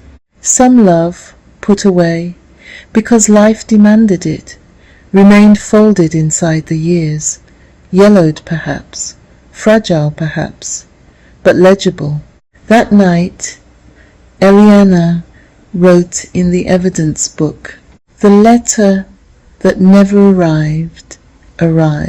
Then, I am tired of silence deciding things." Then, after a long pause, "Some part of me did not stop." She slept badly. Truth, she discovered, could be exhausting too. But when the fear came in the night, it did not come alone. It came tenderness, with the ache of old love, and with the strange, painful beauty of a life becoming wider than illness. Next door, Julian lay awake long after midnight. On his bedside table was a copy of the letter that had never reached him. He had read it so many times, the words had begun to live in him. "If you want me to come with you, ask me." He turned onto his back and stared into the dark. Not yet, he told himself. Not because he did not love her, because he sensed she was still fragile, and he loved her enough to wait. Outside, between the two houses, the restored swing moved slightly, gently, in the cool night breeze. The following evening, Julian found her on the swing. The apple tree was full above her, leaves stirring in the soft air. The chair moved gently, barely at all. She still liked to keep one foot near the grass. Not because she had to now, but because gentleness had become part of how she loved herself. Julian came through the gate, carrying 2 mugs. "No need to drink it," he said. "I will," she said. He stopped. She smiled. "I said I will. I heard." "You look startled." "I am adapting." He sat beside her. For a while they drank tea in silence. She looked at him. "Julian." "Yes?" He turned towards her. She held out her hand. He took it. High fingers closed around hers. Warm palm. Familiar fingers. Butterflies. Again. She laughed softly. "What?" he asked. "Butterflies," she said. "Good ones?" "Good ones." For a moment Neither spoke. The swing moved gently beneath them. Elianna looked out at the garden, the apple tree, the house, the path she had once crossed in terror, and now walked without counting. She thought of the taxi, the suitcase, the night she whispered to her mother, the first soup, the robin, Hannah's note, biscuits wait at her feet, the letter that waited, and her remarkable healing, that she finally made it to the finishing line. She did not feel fragile in the way she once had. Tender, yes. Changed, yes. But not fragile, not broken, simply alive. For so long she had been afraid to claim healing in case it vanished, afraid to say better in case worse overheard, afraid to hope too openly in case hope became a trap. Now she did not need to announce anything loudly. She simply knew. For months her body had become quiet, in the way a healed thing becomes quiet. Not empty, not untouched. Quiet because it no longer had to shout for survival. Julian lifted her hand and kissed it once, lightly. She did not pull away. She did not wonder whether she was too unwell for love. She was simply a woman sitting in the evening light, holding the hand of a man who had believed her before she could believe herself back into life. Sitting there under the apple tree, Elianna understood something about this chapter of her life. It began with the man who doubted her. It was held together with the help of the man who believed her and believed in her. And it would end with the woman who did not need to be believed and had come to believe in herself. They sat like that for a while, hand in hand beneath the apple tree, the swing moving only a little. Then Julian shifted. Elianna felt it immediately. The air changed. "What?" she asked. He looked suddenly nervous. That was rare enough to alarm her. "Julian?" He reached into his jacket pocket. Elianna's eyes widened. "Oh." He froze. "What?" "You have something in your pocket." "I do." "How long have you had something in your pocket?" He looked embarrassed. "A while." "How long is a while?" "That depends on one's philosophy of time." Julian Hart. "Several months." She stared at him. "Several months?" "I did not want to rush you." "You have been carrying a ring for several months?" "Not every day." She gave him a look. "Most days." Despite herself, she laughed. Then tears rushed up behind the laughter. Julian took out a small box. It was not new. She could see that immediately. The velvet was worn at the edges, deep blue, softened by years. "This was my mother's," he said. "Dad gave it to me when he decided my restraint was becoming a medical condition." Elianna laughed through tears. "That sounds like George." "It does." Julian slid carefully from the swing and lowered himself onto one knee. For one absurd second, Elianna thought of his knees and almost told him to get up. Then she saw his face. All the laughter in her quieted. The boy she had loved was there. The man he had become was there. The years between were there too, not erased, not wasted exactly, but gathered.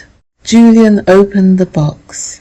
The ring was delicate, a small central stone set in old gold, simple and warm, catching the last light of evening. "I had a speech," he said. Of course you did. It was better in the shed, I'm sure. He smiled, but his eyes were wet. Elianna, I loved you when I was too young to know how to protect love from pride. I lost you once through silence, and I have regretted it for most of my life.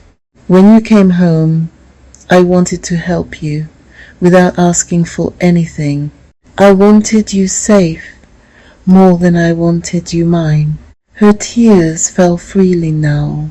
But somewhere along the way, he continued, watching you fight your way back, watching you write, rest, grieve, laugh, and begin again, I stopped thinking of you as someone life had returned to me and started seeing you as someone choosing her own way, riding the waves and emerging triumphant. His voice trembled. I do not want to rescue you. I do not want to complete you. I want to walk beside you, at your pace, with room for quiet days, brave days, ordinary days, and whatever comes. Elianna pressed one hand to her heart. Sometimes life gives us second chances, Julian said.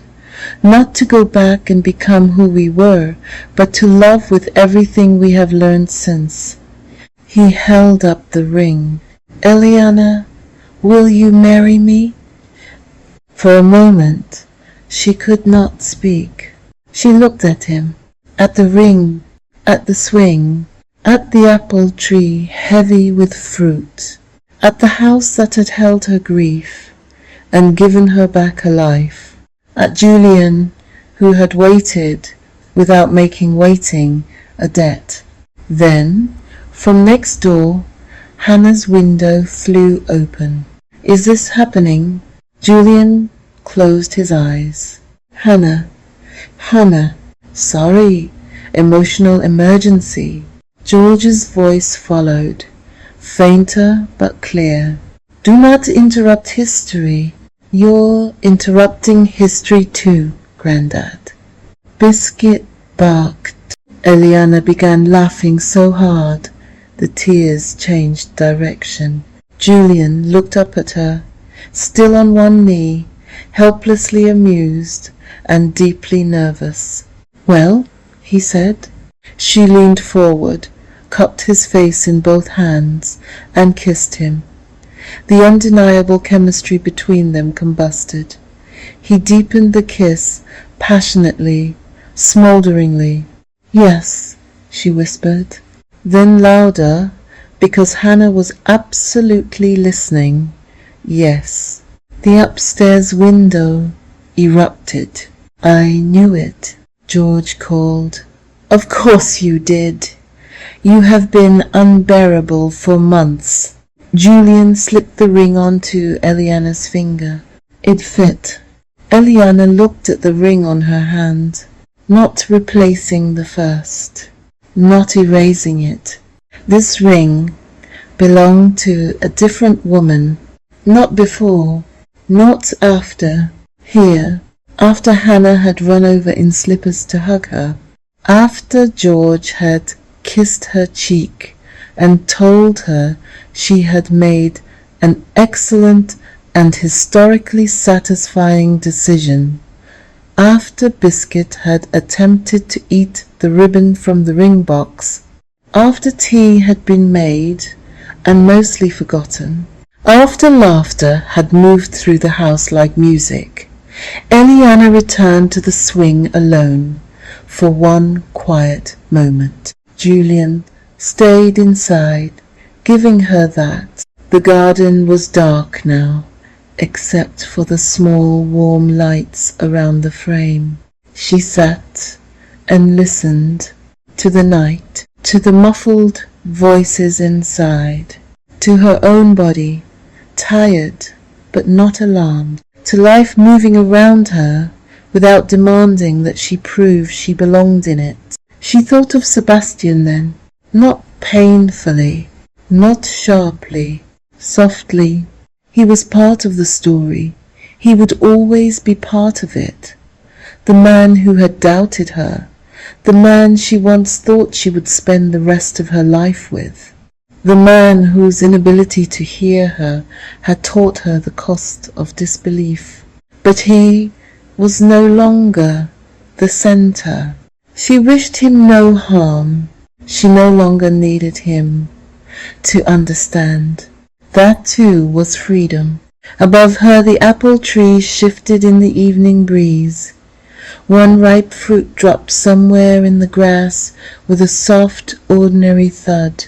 Elianna smiled. For years she had thought healing meant returning to who she had been. Now she understood. Healing had returned her to life, not to the past. The woman she had been was not gone. She was in the laughter, the writing, the tenderness, the parts of Elianna that still loved warm kitchens, old songs, and flowers in blue glass bowls. But she was not alone inside her anymore. There was also the woman who had survived the nights, the woman who had left, the woman who still felt the void caused by the loss of her parents, but comforted herself with memories, the woman who had learned that sadness and freedom could sit at the same table, the woman who had come to love and believe in herself, the woman who had said yes, not because she needed saving, but because she was alive enough to choose love again. Elianna smiled quietly to herself. She stood slowly, one hand resting on the swing's smooth wooden arm. Then she walked towards the house. At the door, she turned back once. The swing moved gently in the evening breeze. Empty now, but not lonely. Restored wood, new chains, old memories, new vows, a new beginning, a place where what had been lost and what had been found could sit together without arguing. Elianna touched the ring on her finger and smiled again. The pill had changed her life forever, but it had not written the ending. She had, Elianna, the sole author of her destiny.